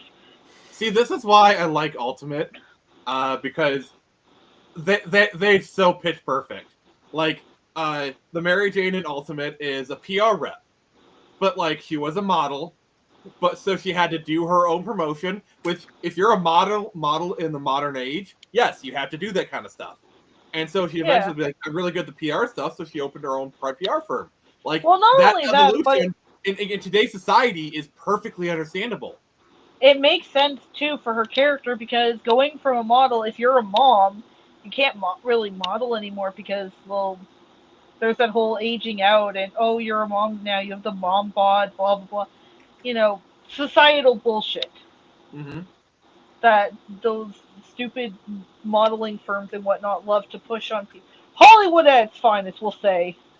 Like with Alicia Silverstone, it's Hollywood at its finest. I'm sorry, but Alicia Silverstone's 6 thighs can save so many lives. Well, Legit. I've seen, dude. She literally has a naked photo of her, for like some PETA thing, and I'm like, you were dumping on this chick for being fat. See, the problem is, she probably just gained like 10 pounds, like 10, maybe 20 pounds at most. You know, where any normal person would be like, okay, you're a little bit chubbier, but you're still skinnier than like 90% of the people on Earth. God damn. I know. Well, that was what Schumacher said. He's like, what was her sin? Eating a pizza? Like, guys, lay off. Yeah. When the gay man is telling you to piss off, you know, the super polite sweetheart of a gay man is telling you to piss off. Yeah. Yeah. Actually, one thing, I've watched a bit of a documentary on Baywatch, the behind the scenes, and they had these different casting directors. They were women too, older women who were like laughing. They're like, "Oh yeah, I've caused so many eating disorders in this place." Ha ha ha ha ha. I was like, "You fucking harpy bitch! Yeah, That is not something to laugh about. not at all. That is ruining someone's life." Yep. Yeah, like this is why like you know those recent photos of Ariana Grande where she looks anorexic. Oh yeah. I'm worried about her, but I'm not gonna make fun of her. Like I'm No. worried Oh, no. about her. I'm concerned, but I am not gonna make fun of her because I've I seen do so not know many- what's going on. No. I've seen so many people, guys specifically, making fun of her, and I'm like, lay the fuck off. I don't know what's going on in her life. I'm concerned. I'm worried, but I'm not gonna make fun of Dude, her. do you remember when freaking Selena Gomez, like, somebody posted this thing? They're like, "Oh, look what happened to this chick." Blah blah blah. I'm like, she freaking has lupus, and she's had like all sorts of liver failure and shit. I'm like, And this I'm chick is sorry, lucky she's to be gonna look alive. good. Yeah, Like she's, thick Selena Gomez. That is a flavor I enjoy. but I'm like, I'm so just sorry. like, of all the things to shit on, like, this chick's lucky to be alive, and you're shitting on her looks. Like, Yeah, like I have relatives. I have an aunt who has lupus. That that's no illness joke. is no joke. yeah, No, it's not. I think people who make fun of girls gaining weight, like there was this one from like a long time ago, this picture of a young girl who was like, she was I think Mexican, but I'm not entirely certain. But she was a teenager in the first photo, and she's young and she's thin. And then they've got a picture, a more recent picture, where she's a little chubbier, and people are making fun of her and telling her to go to the gym, get lipo, and all this shit. And I was like, "Are you fucking kidding me? You really gonna sit here and tell me the 16-year-old girl is hotter than the older, like 20-year-old girl? Get the fuck off the internet." Yeah, honestly, like, To the wood chipper with ya. honestly, I just find like women in like their like, I in their like mid to late 20s to be much more beautiful than like these because like that is like their beauty in full flower. You know what I'm saying? And so Yeah. I'll take those any day. Well, the thing is like, we all get old and ugly. Like, that's why beautiful Yeah. people are so much more special to us. Like, why celebrity worship and all the, like, it's because the majority of this world is old and ugly. Like, so enjoy it while it lasts. It's ephemeral at best, you know. And if That's you don't- why beauty is always equated to a flower. A flower is Yeah. beautiful, but it's not. But it's temporary. and like, if you haven't substantiated anything beyond like being like, if you're, you know, if you're treated well because you're a smoke show or whatever, and then all of a sudden you hit the wall, as they call it, you know, and they're like, I oh, hate that term so much. well, they're like, oh, I get treated so terribly and everything. It's like, no, welcome to being treated like a man. Like I'm certain that is like 90% of the cause of Karens. Like I think Yeah. every Karen is a 40-year-old whatever woman who used to be hot, who was used to getting everything she wanted. Like the sea parted for her because she was Yeah. hot, and now she's a bitter old hag. Like the wall has nothing to do with this. I- It's just she's a bitter old hag. And I'm so And- sick of it. Like Yeah. like being attractive or being pretty or whatever, that doesn't make you a better person. That's just congratulations, you won the genetic lottery. Yeah. More or less. I mean, some people really bust their ass in the gym and shit, but like, more or less, like, that's gonna go away. Like, what else do you have? Like, and people don't deserve to be treated better or worse based on their aesthetics. Which sadly, that is something that's never gonna like. I not- know. And like, as I'm old now, like, I'm out of the game, dude. I lived in post-nut clarity my whole life now. And like, Yeah, I look at these. see. The thing about like, yeah, because like the thing about Asians is like they don't crack, but one day they wake up and poof. Well, yeah, it's the, you know, it's the Asians look like they're in their 30s until they're in their 60s, and then all of a sudden they turn into Kim Jong Il, and then they turn into Yoda.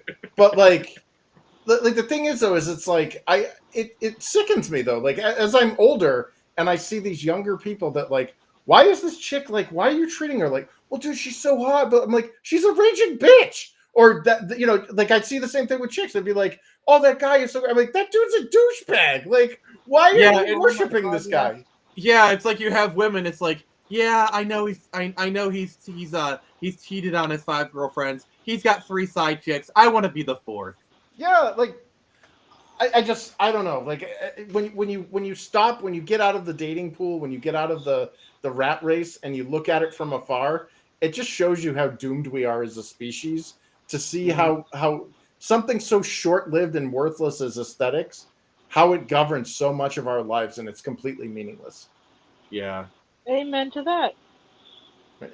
All right, woohoo! Because like I don't know. She says from her Marin Kitagawa.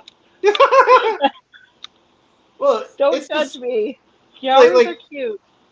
if you want to, like, you know, like you know, you're like a nurse saves your life. Okay, you get in a car accident, an EMT pulls you out of the car or whatever.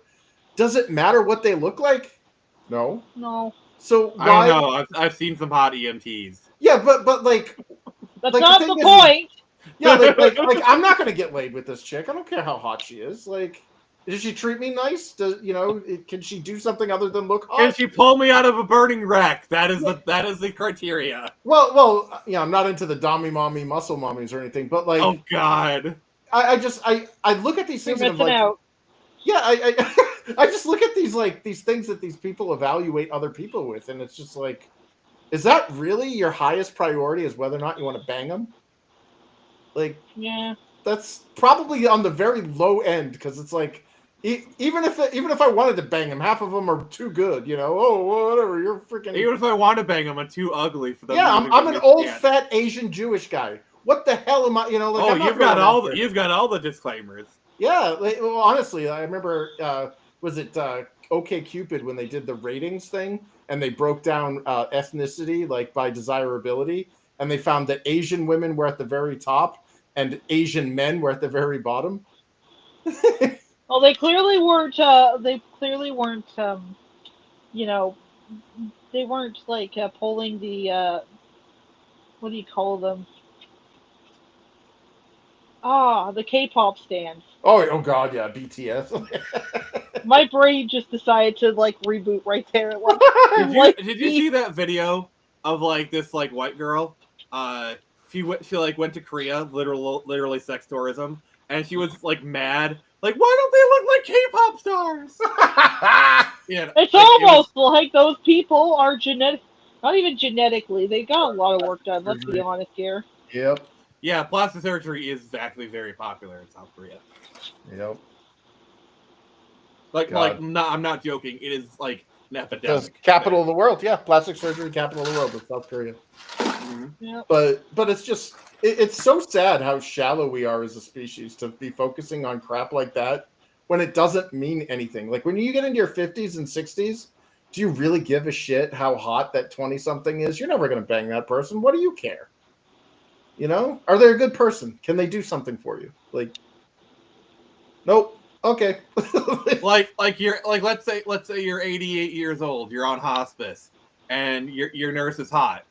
Okay, you can't even get it up anymore. Yeah, what does it matter? Yeah, there's no equipment down there that works. What do you care? Like, Yeah, even literally, Well, they you should, haven't had an but- erection in 20 years. I don't think anything's gonna yeah, happen. even if she was ready, willing, and able, you aren't. So it doesn't matter. It's like, Yeah. whatever.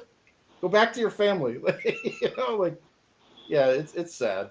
But to do that to like Alicia Silverstone over something so stupid, It it reminds me of what they did to Erin Moriarty there on The Boys. That Oh, woman God. destroyed herself Oh with my plastic god, surgery. yeah. She was gorgeous And then- before that. like and then everyone tried to blame the male gaze. Yeah, like yeah. like that And the woman guys were had. like, no, we liked her the way she was before. yeah. And can you imagine? Like, because like everyone told her like, oh, you'll be so much more beautiful with all this. She does this, and then she reads the stuff online about how they referred her before. Can you imagine the hit to her psyche? Oh yeah, that would destroy you. If your entire self-worth is based on how people want to bang you. Like, that's gonna give you a cerebral sodomy. Well, the thing about Erin Not only Moriarty is that. she had the perfect girl next door face, like the perfect girl next door face. Yeah. Cast her as Betty from Archie. Oh Bam. yeah. You could. Yep. Not anymore. You couldn't even cast her as Veronica now. I it's can't like say anything bad about Veronica though. She was, It's like a Disney villain now. yeah. Wait. She could be Maleficent. Yeah. Wait. Who are we talking about? Aaron Moriarty. Oh yeah. Oh god. See, But, and the other thing is like the trend among a lot of like is like the buccal fat removal. You know, where it makes you look like a fucking ghoul. Yeah. Well- Like Anna Taylor-Joy got it. Like I love Anna Taylor-Joy. ugh, I don't But, like like, her face. See, like that's Dark another eyes. thing. Like, have you noticed like a lot of these celebrities, like their eyes are getting farther and farther apart? Yeah, that's social engineering. Like they're intentionally doing that. They're trying to define beauty standards by pushing it onto us, and it's like I don't think so. For preparing the alien They've been doing invasion. Well, Okay, well, it's so like this is actually something I've noticed going back in like the 80s, 90s, and early 2000s, late 2000s, going back and seeing all the different trends and what was popular, who was hot, who was not, you know, through media and people's own recollections of those decades. Mhm.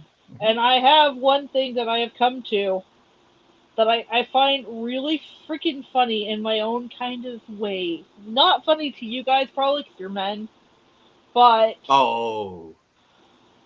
I always found it really funny that the not so much in the 80s. They didn't care about it so much in the 80s, so much as poofy hair and shit like that, useless Mhm. accessories and yada yada yada. But like you get to like the mid to late 90s and the 2000s, and they're all trying to push this beauty standard of stick thin, nothing there bitches. And a lot of people really did fall for it to the point where we'll say there was all this whole talk of, oh, does this make my butt look big?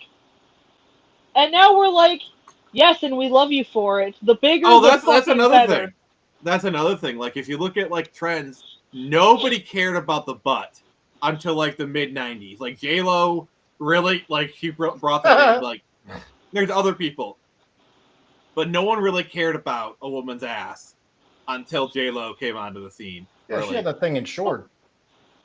But like this whole like thing about how Hollywood kept trying to push how bigger butts were supposed to be seen as ugly or undesirable. But But like Sir Mix-a-Lot no. says he likes big butts and he cannot lie. Another brother can't deny when that girl walks in with that itty bitty waist, that front thing in your face. But, like- no.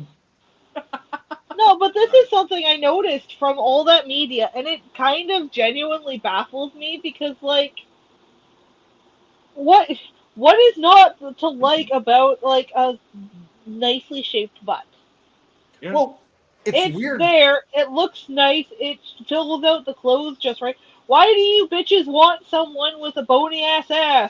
Well, I've It's seen the it's extremes of jealousy. this. It's jealousy first and foremost. Well, Like look at the Sir Mix-a-Lot mix video. Like, oh my god, Becky, just look at her butt.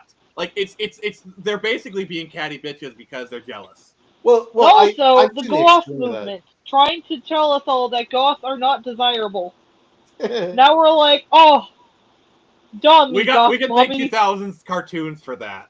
well, have you seen like the BBL trends? And like, there's this one chick I keep seeing on my timeline, and I'm like, what the hell are you doing? Where she's got like liposuctioned upper torso, and then she's got this gargantuan like lunch lady ass that's like really, that's not really. desirable. She's got the Pixar ass. Yeah, and it's like Too big. dump truck. That's like Destructicon ass. That's But a like- monster truck. That's a dump truck ass. That's a But- monster truck But ass. it's like why are we in the extremes? Why can't we just be normal? Nice middle happy That's it. ground. Yeah. It's the same reason why we have two different OnlyFans models competing. Like, oh, I slept with 100 people Yeah, today. that's Oh, I'm gonna so sleep with disgusting. 1,000.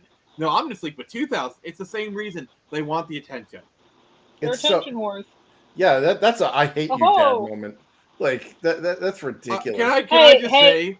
Can we not do the whole fatherless behavior thing? I mean, I'm fatherless, and yeah, never but mind. like I that. just want to say this. okay? Continue. Like the whole Bonnie Blue thing. That's disgusting. Objectively, she is attractive. But knowing like she slept with so many guys. Yeah, I just can't feel disgusted. Look like the Village I want to Bicycle. puke looking at her. Honestly, I don't want to shake her hand without because I like. Oh, am I gonna get herpes? You don't know what's on there. Yeah. How Like, many diseases does this bitch have? it's one thing. It's one thing if a girl sleeps around. You know, like that's just a choice. You know, whatever. But like 1,000 men in a day is whore behavior. There's a difference between a girl that sleeps around and a whore. But it's No, that's not whore behavior. That's competitive whoring. Yeah, well, it's not It's like worse. to me Much like worse. the whole sex worker thing, like whatever, like that's not my bag, and I'm not interested in that. But like for me, it's the destructive behavior that you are flaunting based on the power of your own sexuality. Like, did you see the video of like the other girl, where like after she had slept with 100 men, She had, she looked like she was about to cry. yeah, and she had stuff all over her face, if you know what I mean. Skeet skeet. Oh, Yeah, God, I and didn't she's see walking that, around no. and yeah, and I'm Giggly. like, this is destructive. Like, this is like an intervention moment. This is like, why are people enabling this? You know, like, shame on the women dudes. power. Yeah, and it's like everybody involved. Like, I'm not even upset or angry. I'm just like Disappointed. sad. Yeah, it's like You're the disappointed dad, Chris. It's okay to say it. Yeah. You're disappointed Asian dad. Well, it makes me like sad that this is what's like celebrated and praised in our society now. Like, this is gross. Yeah. It is. It's not. And the problem it's that not I healthy. have is men are demonized for finding women attractive. Yeah. But when a woman like wears slutty clothing, it's like, oh, it's okay if I slut myself out. If I objectify myself, but don't you dare look at me. Don't Yeah. you dare, you naughty, naughty man. I hate that, like, dude. So I had a hot sister growing up, and like she'd always be complaining that like the guys that she didn't find attractive or worthy of her presence were checking her out. She's like, it's so like these guys are so why can't I attract guys like that? And I'm like, bitch, you're lucky anybody is attracted to you. Like, Oh, yeah, that reminds me of like some stories I saw where like this woman, like this like beta ass dude, like approached her and like it sent her into like a depression spiral. Like, wow. like a guy like that was trying to hit on her, and like, wait, is that who I'm like?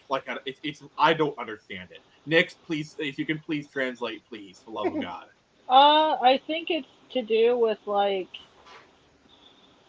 I don't want to come off as negative here, so maybe it's probably best I keep my mouth shut. Oh no.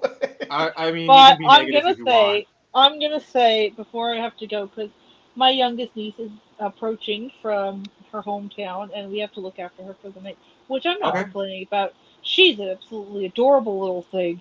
Well, I hope Full you of enjoy energy. yourself. But I know you love taking care of your nieces, and so I'm happy for you. Yeah. taking care of. No, I like when they go home too. See, like that's like the best part of being like an aunt or a grandparent. Oh The kids yeah, go home. definitely. But so I'm trying to come at this. I've never actually been hit on, Oh. and the only time anyone's expressed any interest in dating me was like a joke or whatever. So I can't really Aw. speak for personal. You know, it's whatever. I don't care. I too much of an introvert for that kind of thing. I did date once. I'm still good friends with her actually, but Nix, Uh, I'm just gonna say this. You are a very beautiful woman. You are very charming, and I guarantee you, there are guys out there who want to date you. I can guarantee you the 100% certainty. I'm trying to girls. come at this from the from the perspective of a hot chick who gets approached. It's got something to do, I think, with their sense of self-worth. And I don't mean this in like a negative kind of way, but like I don't know, girls grow up on all this media, and it kind of shapes their self-worth. Like it's different for guys because Yeah. You know- Women want to be princesses. Men want to be kings. it kind of, sort of, not always. That's But that's like the generalization. general media But conception. At least. like, I'm just trying to gather my thoughts. This would be a Yeah, lot and I keep easier if I interrupting wasn't you. on I'm the- sorry. I'm gonna shut up now. No, but I mean, like, this would be a lot easier if I had like 10 or so minutes and like chat GPT to like help me. I'm gonna sound like I said before when I start rambling. I'm gonna sound like the homeless schizo from behind the 7-Eleven. Oh You'll no! be the cutest homeless schizo out there. So Oh, but you know, it it's kind of a self-worth thing, I think, for a lot of yeah. women. Like they perceive themselves a certain way, and to see a guy that they're not physically attracted to approach them and express interest in them, especially repeatedly, it kind of wears on them, I think, in a way. Like, why am I not good enough for the people I find attractive to be attracted back? Hmm. And I think that's a very human experience, I think. Yeah, I mean, guys, guys kind of like guys do experience similar things. The problem is, it's never as like soul crushing. But I also think that's kind of like guys are just kind of like, okay, yeah, this sucks, suck it up and deal with it. So guys just kind of Yeah. like, yeah, I can't attract Anna Taylor But Joy. Okay, whatever, you know.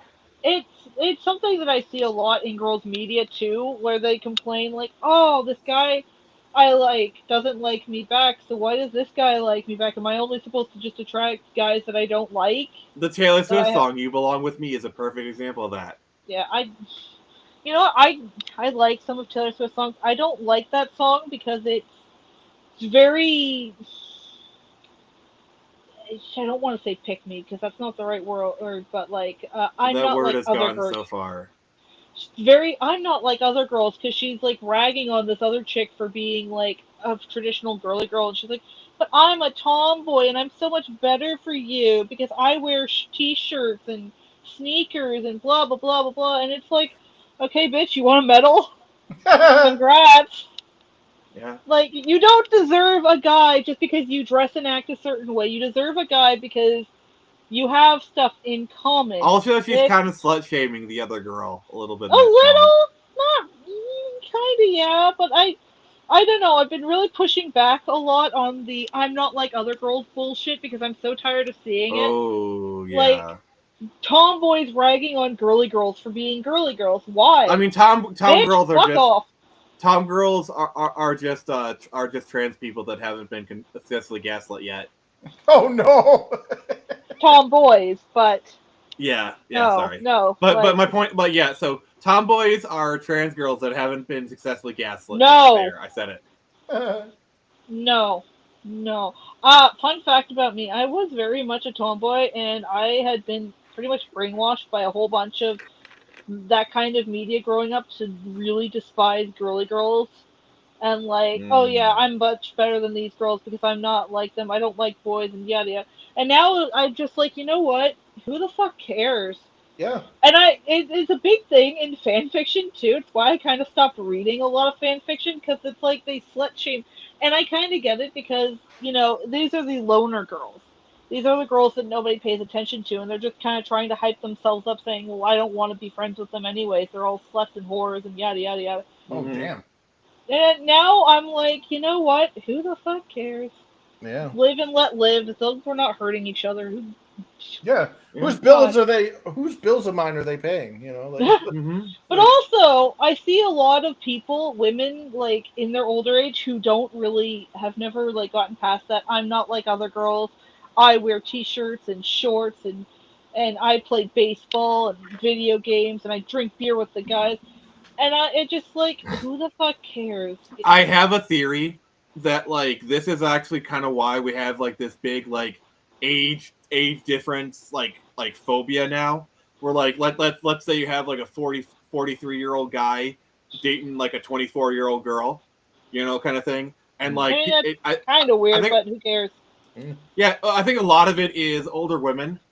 They're jealous, but it's also kind of like gatekeeping, you know, like Oh yeah. oh, you should be dating us, the used up old hags who I'm on my second divorce. I had 3 children by 2 different men, you know, like that. Dude, thing. I have seen the Mean Girls bullshit so much. Like, I've seen women sabotage other women and do it in the most condescendingly, like, saccharine way possible. They're like set these Okay, girls up to fail. bestie. Well, no, they set them up for failure. Like, we all know this chick looks ridiculous. Okay. Yeah, Like, I'm sorry if I'm married and my wife starts hanging out with like these single ladies and she starts quoting them. I'm calling my lawyer because No. I know it's coming. dude, like guys when they're assholes to each other, they either like they're very overt. Like, you don't have to guess how you stand with somebody. You're like, They're "That dude's an overt or asshole." they're teasing. Yeah. It's either there's a very, you don't, like, with a guy, you never have to worry about where you stand with them. They're pretty. They're either an asshole or they're not. It's a pretty. I don't believable know. thing. I've met a lot of like younger men who do a Yeah, lot very of, like, bad feminized behavior. men. But like Yeah. the mean girl shit I've seen with girls, where it's like you knew what she was going to do would fail, and you're laughing because she failed, and the whole time to her face you were like hyping her up, like, "Oh yeah, that'll work. Come on, go and do it, girl." Like these single harpies, they see a woman in a happy marriage, and they do everything they can to sabotage Yeah, it. oh, And when they yeah. get a divorce, and the one thinks, "Oh, I can have my single life with you," and then they abandon them. Yeah, It's literally, it happens all the time. Yeah. and yeah, it sickens me, dude. Like, And yeah. if I had more time, I'd love to do like a full deep dive into this kind of behavior. Actually, not gonna lie. Okay, all right, okay. I'm just gonna say it right now. So next week, we're having a guy who does Dreamcast ports on, Oh but shit, on the 18th, next we will do this topic. nice. Why? But yeah. Yeah, we're doing But- a topic on the 18th. Cause like, I know a lot of people don't like to hear, especially from a woman, that girls have it worse in some ways than men do. But the amount of manipulation and psychological bullshit that goes on, and not only that, not just from like, I don't know, Cassie down the street, but from like Hollywood and big corporations and all that, designed to break women down in these specific ways that cause women to become so genuinely full of self-hatred. Yeah. It's disgusting to see, and it's disgusting to see men start to feed into that bullshit too. Oh yeah. See, my problem Incels is and nice guys especially are kind of like my Also the- biggest enemies also the right whole- now. well, in my opinion, the whole incel thing is just taken way out of proportion. Are there like incel dudes who act like the stereotypical incels? Yes, but there's I've also seen just way too many of them on Twitter, especially. I'm not denying they exist, but there's What- also a lot what of else? dudes who can't get laid. They're frustrated about it, but they're not being like creepy dudes about it. You know, like they're No. dudes where it's like if they just had like If like, they had a- a proper support system, you know. well, I someone- was gonna say if they just had a 50-year-old man sit them down and say, "All right, dude, you're weak as fuck. I'm gonna be your mentor, and in 3 months you'll have the girls eating out of your hands." So he gets them on a Your diet. wrist game he- is weak. Yeah. Well, then they get called Andrew Tate, and then they have British documentaries called. What is okay. it, The thing with Adolescent? Andrew Tate. Andrew Tate is a symptom of a problem. Okay. Yeah, he The is. reason He why is. young boys, like, he is disgusting. Okay, he is a sex Plain and trafficker. simple, and his brother. But there is a reason young men flock to him, and until people acknowledge that Andrew Tate is offering young boys something that they sorely need and want, Well, like there Yeah, needs I there would- needs the minute like this is why I miss like the Mr. Rogers, yeah. or even like Macho Man Randy Savage. You know, I wouldn't say that Andrew Tate is giving them what they really want or what they need. He's pretending to, and then he's giving them the complete opposite and making them into worse versions of themselves. Well, what it is the only He's reason preying why on young boys. he's preying on a market that was created by a very hateful, feminized society we live in now. Boys from the very beginning, when they can talk, are told they are made of snails' tails and puppy dog tails, and girls are made of sugar and spice and everything nice. Everything and a if guy if the does. boy acts out, they shove Ritalin down his throat. Well, until they beat the shit he out of him. gains. You know that Metallica song, "The Unforgiven"? A new blood joins this earth, and quickly he's subdued through constant pain and disgrace. The young boy learns their rules. That's what he's talking about. This is what guys go through.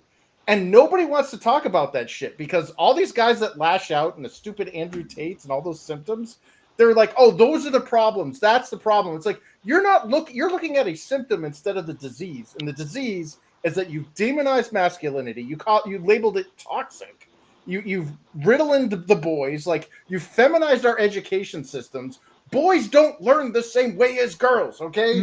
And boys naturally look for a mentor. Boys, like I don't know, I can't really speak for women on this one, but it is a very distinct pattern. Boys need that mentor, whether it's their father, their uncle, Mr. Rogers, kind of thing. Boys always seek out a man to model themselves after, okay? Well, boys are doers, girls are listeners. Like, men only listen with one side of their brain. Women listen with both hemispheres of their brain. And the reason for that... to a woman. You're mansplaining! You're literally mansplaining! I don't care. I don't care. There's another term that they invented, mansplaining. That's bullshit. I've had women talk down to me all the time. I never say they're women's splaining. Nix, what's your response to this? I guess I'm the moderator of this debate. No, it's not a debate. I went to university for this. One at a time, people, please. One at a time. Nix? No, nothing. I'm just saying. I think, Chris is right about a lot of it. Okay. I was going to say, though, my biggest point here is, there is a problem, and a lot of men, a lot of boys, not men, a lot of boys are flocking to the wrong people because they see those people drag them in. Oh, it's okay. No, we understand you. Nobody else will ever understand you like we do. But they're wrong. And these boys just don't have the proper support groups, I think, to reach out to and say, hey, I'm clearly not doing really well. Like, I see a lot of the incel community, and it just... a lot of these people just need a mentor. Okay? I have been very blessed to have multiple people in my life, even to this day, who I can call upon. If I need man talk, I can talk to them. It's not just some people are not as lucky. There's one piece of advice I want to impart on the guys watching this. It's that, trust me when I say, a lot of the problems that incels say is that just because they don't have good genetics and that's why women will never love them. A lot of the time, it's not genetics. It's just the fact that they're not taking proper care of themselves. Yeah, honestly, you get in a good skincare routine, you go to the gym, you eat right, you work on your social skills with other people before you go looking for a girlfriend or a wife or whatever. You just talk to people, you build yourself up, and you take care of yourself, and I can guarantee you'll be a lot happier. And you know what? Maybe, you'll find that special someone, maybe you won't. It doesn't happen to everyone, unfortunately. And it's not just a guys only thing. Girls struggle with that too. I would know. The last time I dated someone, it was like 2016, I think. Well, what I've noticed, you're not unlovable monsters, and anyone who tells you that, the incel community will definitely try to pull shit. But incel itself is a feminist invention. Like, it started involuntary celibate. Like, that whole thing with the Elliot Rogers there, like, was a loser who can't get laid who hates women. He's a misogynist. Even though out of the 6 people, dude still had other problems. I'm sorry, most he was a narcissist. Don't act like... He was a raging narcissist, dude. He was a spoiled brat who had a Jewish dad who was a producer in Hollywood, and he had a trophy wife mom. By the way, It's Time to Wake Up says happy birthday, Nix. Thank you. And you know what? That just feeds into more of what I'm saying. Elliot Rogers, the quote-unquote king of incels, you can't see it, but I'm doing the air quotes. Yeah. Bullshit. Yeah. He's a piece of crap. He was a piece of shit, and his terrible luck with women had nothing to do with any of... Like, it didn't have anything to do with the women he surrounded himself with being sluts and whores, as they'd like to try and claim. Yeah. It was the fact that he was a narcissistic piece of shit. He was. And here's the worst part. Like, if you look at Elliot Rogers, like, he was not a bad-looking dude. No, like, I guarantee if the dude would have just fixed his fucking attitude, he probably could have had ladies left and right. He'd have friends, real friends. He would have gotten invited to parties and shit, and he'd probably have met someone. Dude, if he would have been such a piece of shit, he would have done really well in life. It transcends his attitude, dude. He is a textbook case of a legit and I know the term gets thrown a lot, but he is a narcissist. Narcissistic personality Yeah, disorder. these people only live for external validation. They cannot, like, whenever anything goes wrong, it's not their fault. It's It something else. can't be their fault. Yeah. Yeah, I live with one. Don't Yeah, worry. I'm sorry. Yeah, I grew up with. Yeah, it's Yes, a I've seen terrible- your tweets, Nix. I am so sorry. But that's there's one thing, and I can't say this to them directly because it always gets thrown around. Oh, you're just a lying whore. Damn. Nobody ever gives the nice guys a real chance. And all I can say is, if you were really a nice guy, you wouldn't be expecting sex or dates just from like doing something nice. You know what? No. Don't try to be nice. Nice is transactional. Be kind. Just be a nice, kind, genuinely sweet person. Or Don't if go you're into going to something deliberately looking- be nice for the sake of it. Like, be nice, Well- be like, hey, I did a really nice thing. And I feel really great because I did a nice thing for a person. If that's why you do it, then fine. Do it because being nice makes you feel good. Well, That's being nice fine. will never get you laid. The thing is And it shouldn't. Well, look at it from a marketing perspective, okay? If you want somebody to buy your product, what are you doing to convince that product to be purchased?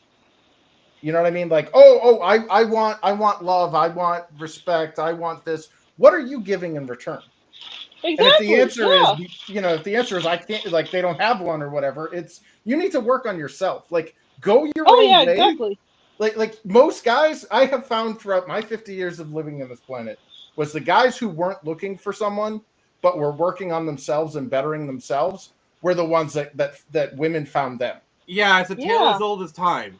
A dude is like endlessly searching for women. He gets nothing. He decides to give up and just focus on himself, do his thing. He's married within a year. Yeah, achieve something. Women like achievement. If you like, I hate to say it, but like, if you don't have any, like, it sucks using words like loser or whatever, but it's like, if you have nothing to show for yourself and you're just like, well, I smell bad, I don't wash myself, like Nix was saying, God. like, so it's like you have bad Wash your personal ass. hygiene. Well, you have bad personal hygiene, and then on top of that, you don't have any achievements or anything. Like, I'm sure freaking what's his face there, George R. Martin was getting laid, even though he looks like the fat Gorton Fisherman. But the guy's an accomplished author. No, the women come to him and be like, if you tell me what happens in the winds of winter, I'll show you, But like, look at some of these rock stars. Even they're not getting laid because of the way they Or, look. like, look at Kevin James, the dude's average Yeah. looking, but he's famous, and he's probably funny, and he's dating supermodels. Yeah, Good for him. and he's probably a super nice guy too. Like, you're not gonna win over people being unattractive physically and being a raging asshole. Like, you can't shame somebody into loving you. Chris, I can't wait till Infinitale Chronicles becomes a New York Times bestseller, and then I show up to you show up to my party with your hot Asian wife. Oh god. Oh yeah. Those days are long since past, dude. Dude, All right, dude, I'm telling you. I gotta Okay. go. All right. But Well, this happy last piece of birthday. advice. Thank you. One last piece of advice. Men, I promise you, proper hygiene and skincare routine is not gay. If anything, it will save your life. I love you all. Okay. Have a good one. So, in other words, wash your ass. Yeah. Yeah. Yeah. That Elliot Rodger thing, man, that sickened me when I saw that. Yeah. And the thing that blew me away though was how much they focused on him being like a raging misogynist and stuff. And it's like his misogyny was a direct symptom of his narcissism. It had nothing to do with him being an incel. Like, they invent these terms they invent a term, they demonize the term, and then they accuse anybody that they want to shame as that term. Yeah, and then they just create like a new term to replace it, or there's like an escalation. It used to be like, oh, you're racist. Oh, that doesn't, nobody cares. Oh, you're a German painter person. Nobody cares. Yeah. Yeah. But Chris, I was telling you, like, you're saying like accomplishments. When your book is really successful, like, you'll attract those people. Like you said. Dude, I'm too old for that, dude. I've moved on. You say that now, but when the 29-year-old South Korean girl who's had all the plastic surgery done hits up your DMs. Well, here's the thing: is I'm at that age now where I see the hot 20 something, and I'm like, I don't like the guy I have to be to attract a woman like that. You know, she's young and she wants that rock star. That's not my cup of tea. Like I'm not. I've relegated myself to, yes, my cat will eat my corpse, and I don't care. You know, I'm kind of the same way. Like, it's also kind of a power thing. Yeah. Because so much of our like internet society is based off of like shunning and like being part of the people. Like being fully aware, like, oh, you're gonna exclude me from the group? All right, Yeah, fine. I'll exclude myself. Yeah. I'll have dogs, I'll have cats, I'll have rats. And like a day before I die, I'll open their cages. So that way they can eat for a month while I wait for my third cousin to get called over because the smell is too bad. Yeah, like honestly, again, like when you get old, like Whatever happened to falling in love with a ginger with a bus pass? What happened is I stopped working on the movie script. I mean, come on, that sounds like a plot to a movie. Let's be honest. I mean, like, here's the thing for me, okay? Mhm. Would I like to get married? Would I like to have a family? Yeah, of course. But the thing is, I'm kind of done with like the whole dating game and all the bull crap. Like, if a woman comes in my life and we click, sure, awesome. You know, and I flip through the dating app sometimes, and if I find someone cool, well, yeah, that's kind of thing. If I find someone cool, if not, dogs. Yeah, I stopped caring. Like I'm at that point where I'm the old dog. I don't need new tricks. I don't need any excitement in my life. I don't need any adventure. I'm past that. I'm not young anymore. You know, I'm looking toward retirement now. I'm not looking toward like starting a family and trying to come up with money for like a college education for my. So instead of like that hot 20-something blonde, you drop money on it's Infinitail Ranch out in Wyoming. Oh God. Where, you know, it's like you buy yourself a big plot of land that you can have some like freaking privacy on, and you do all your stuff there. You mean like my own private tropical island? Chief imports, supermodels, chief exports, unwanted babies. Oh my God. I had a friend tell me that. He's like, if I win the lottery, I'm buying a tropical island. And he went through the whole spiel. I'm like, you really put a lot of thought into that. I've thought about like how cool it would be to have an island, but you know how it would work? That would be you have to fly in everything. Oh my God, yeah. Well, if you can get an island that's close enough to like you know who what's her face? God, I can't remember her name. She was like the next top supermodel or whatever. Adrienne Curry. You ever heard of her? Oh yeah, she went into geek space, yeah. Yeah, so she lives way out in the middle of like the frontier or whatever. But she kind of describes how she lives, and she's like, we do things in bulk and we do it like monthly, you know. And it's like, if I had an island, I would basically have a PO box on the nearest port. It's like Nick, why are you ordering like 3 pallets worth of SpaghettiOs? Yeah, well, or like say you ordered a bunch of like comic books or whatever, and when they come in, it would be an event. You would get in your boat and you would go to the mainland, you know, stop at the post office, get your shit, put it on the boat, and then come back. But it would be like a monthly thing. You wouldn't be doing this like every day. Yeah. But yeah, I would love a tropical island. Like, that's my climate. It's weird. I know everybody's like, oh, that's easy for you to say, but it's like, I don't overheat, you know, like I don't mind the. I'm the opposite. I'm actually very heat sensitive, so I work better in colder climates. Yeah. So I'm more of a cabin by a lake up north kind of person. Yeah, that's where I live right now. I basically I just want like a cabin overlooking a lake to where in the summer it's beautiful. I can like wake up at 6 a.m., go swimming in 5 minutes, and then like in the winter it's frozen. I can go ice fishing if I wanted to. Kind of thing. Yeah. I mean, I grew up here in the freezing north of New England my whole life, but like I noticed that like when the times I've lived in Puerto Rico, the times I've lived down in Southern California, you know, hell, the times when I was out in Australia, like there's something for like I don't know what it is. It's like everybody has their own kind of like biological like climate.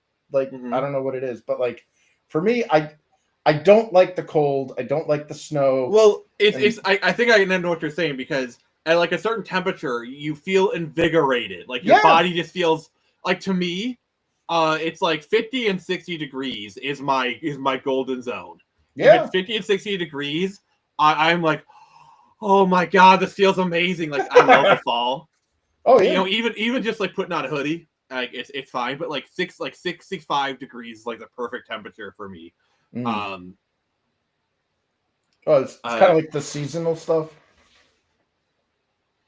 Yeah. I love Spam. Yeah. I've only had it a couple times. Okay, I took it with some time away. We have gone so far. There's no point in steering now. Which, to be fair, that is kind of the whole point of this show. Let's be honest. Yeah.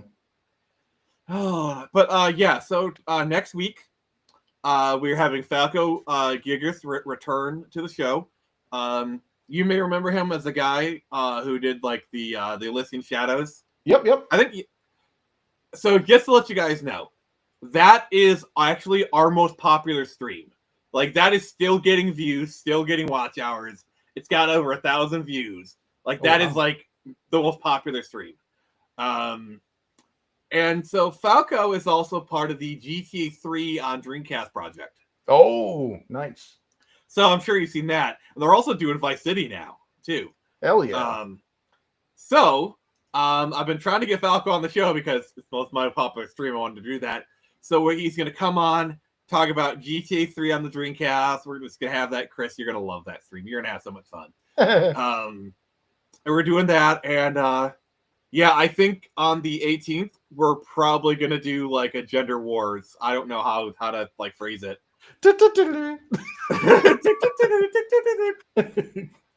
Oh gosh. Now I want the thumbnail to be Anakin choking out Padme.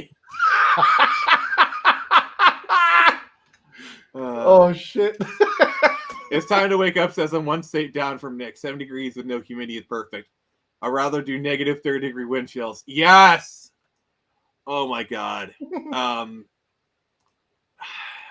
The only thing I don't like is when it's like in the 40s and it's raining. That is like the most worst. Like it could be -5 and 5 inches of snow and I'm fine. But if it's 47 and like lightly drizzling, I am miserable. Isn't that weird? Yeah. Well, you ever get that? I don't know if it's a legit thing, but like when I lived out in the Bay Area, they'd call it the chill, where you'd get this like marine layer of air that wasn't really cold. Like it wasn't like super, super cold, but it would cut through all of your protective clothing and it would sit in your bones. And no matter how, like you would like, sit in front of the heater or in front of the fireplace or whatever. And you're like, I am not warming up. Like it takes forever to like get rid of it. I have never experienced that, but that sounds really weird. It sucks, dude. And it hit me and I was just like, it's not even that cold. It's like 48 degrees out. This is normal. Like, yeah. Wow. Yeah. Yeah, I don't know. So tomorrow we're playing some Cyberpunk. Basically my Monday and Tuesday shows are on hiatus. I think the Sunday show might return just because May the 4th is on a Sunday. And I'd want to talk about Star Wars games. So at the very least, I might have extra credits returned then, maybe the week prior. I don't know. Thunderstorms are really nice. Like, honestly, when I get a house, I want to have like a backyard with like an awning. And so when it's raining, I just go out onto my chair and just like listen to like the pitter patter and like the thunderstorms. Like that is the most boomer thing ever, but that just sounds so nice to me. Yeah. Like maybe have like some soft music kind of play in the background. That to me is heaven. It's not even close to West Virginia, but it's still heaven. So yeah, on Tuesday, we're doing our hangout games. Where like so get this, Chris. Mm-hmm. Last Tuesday I did this thing to where if people sent me a $5 super chat, I would play any game they wanted for a half an hour. $10 with a full hour. So like for example, I had to play Ninja Gaiden for a half hour. Oh no. Yeah, that was the whole thing. Because like usually they request a game, I might play it for like 5-10 minutes. Like, oh, it's too hard. I go. No, like I could be like wasting myself on a level for like a 20 minutes straight. And then I did Splatterhouse 2. Oh my god, that was torture. But people paid for it, and we're gonna do that again. I got some makeups I got to do, yeah. That's a rough one. But yeah, people enjoyed it. So what can I say? 32 degrees with no wind. I could maybe so one of my biggest flexes is I remember sometimes where like I need to go out and start the car to let it warm up, and I just I'm getting ready to go somewhere. And so I go out there. I just got out of the shower. I'm in Crocs and blue jeans, no shirt. And it's like 20 degrees, 10 degrees out. And I go out there and start the car, and I'm going out there shirtless. Oh god. Like that's a flex for me. That's my flex. That's yeah. I don't know. I've the only time I've ever really overheated was when I was in Australia, and the air was so hot and dry that I didn't know I was hot. Like I didn't I wasn't sweating. In fact, I was kind of chilly. And then it was like, dude, it's 112 or so, or like 10, and I'm like, what? Ooh. Yeah, it's like you could see the air rippling, and all the dirt was orange. In the summer up here in Michigan, it can get as high as the hundreds on like some days. See, the thing for me is, since I'm so good in the cold, when it gets hot out, it just drains my energy. Like I am miserable in the heat. I'm vulnerable to sunstroke. So like, I've dated girls where it's like, hey, let's move down to New Orleans, and I'm like, no, I can't. No, I would be miserable there. I would fucking die. Yeah, it's weird that people are built differently like that. You know what I mean? Like, well, it's a person is used to the climate. That's all it is. It's like how Norwegian people, like it can be like 20 degrees out, they just got a windbreaker on. or like you go down to Florida, and it's 60 degrees, everyone's in parkas. Yeah. And like, you got that one person from Michigan where it's like it's January and they go to Florida for a weekend, and like it's 60 degrees there, but in Michigan it was like 15. And so like they're in shorts and a t-shirt. I was like, are you crazy? Yeah. And like, this is paradise. This is balmy, kind of thing. Yeah. Yeah. I don't know. Like I think the dry heat bothers me, but like it's weird. The humid heat doesn't, Yeah, I don't know. Like I've never experienced like the dry heat, dry cold. Because like I'm in Michigan, which is a very moisturous place. So yeah, you're surrounded by lakes. Yes, I am. And you can't have the water. You can't have the fresh water. No. So yeah. Gosh, we made it like 2.5 hours. Wow. Yeah, this was fun. So we're gonna go here. Thank you for joining us. Next week is gonna be fun. The week after that is gonna be wild. We're gonna stay on topic that week for sure. This has been Nick from the Phoenix Press. Remember, I can only show you the door. You're the one to walk through it.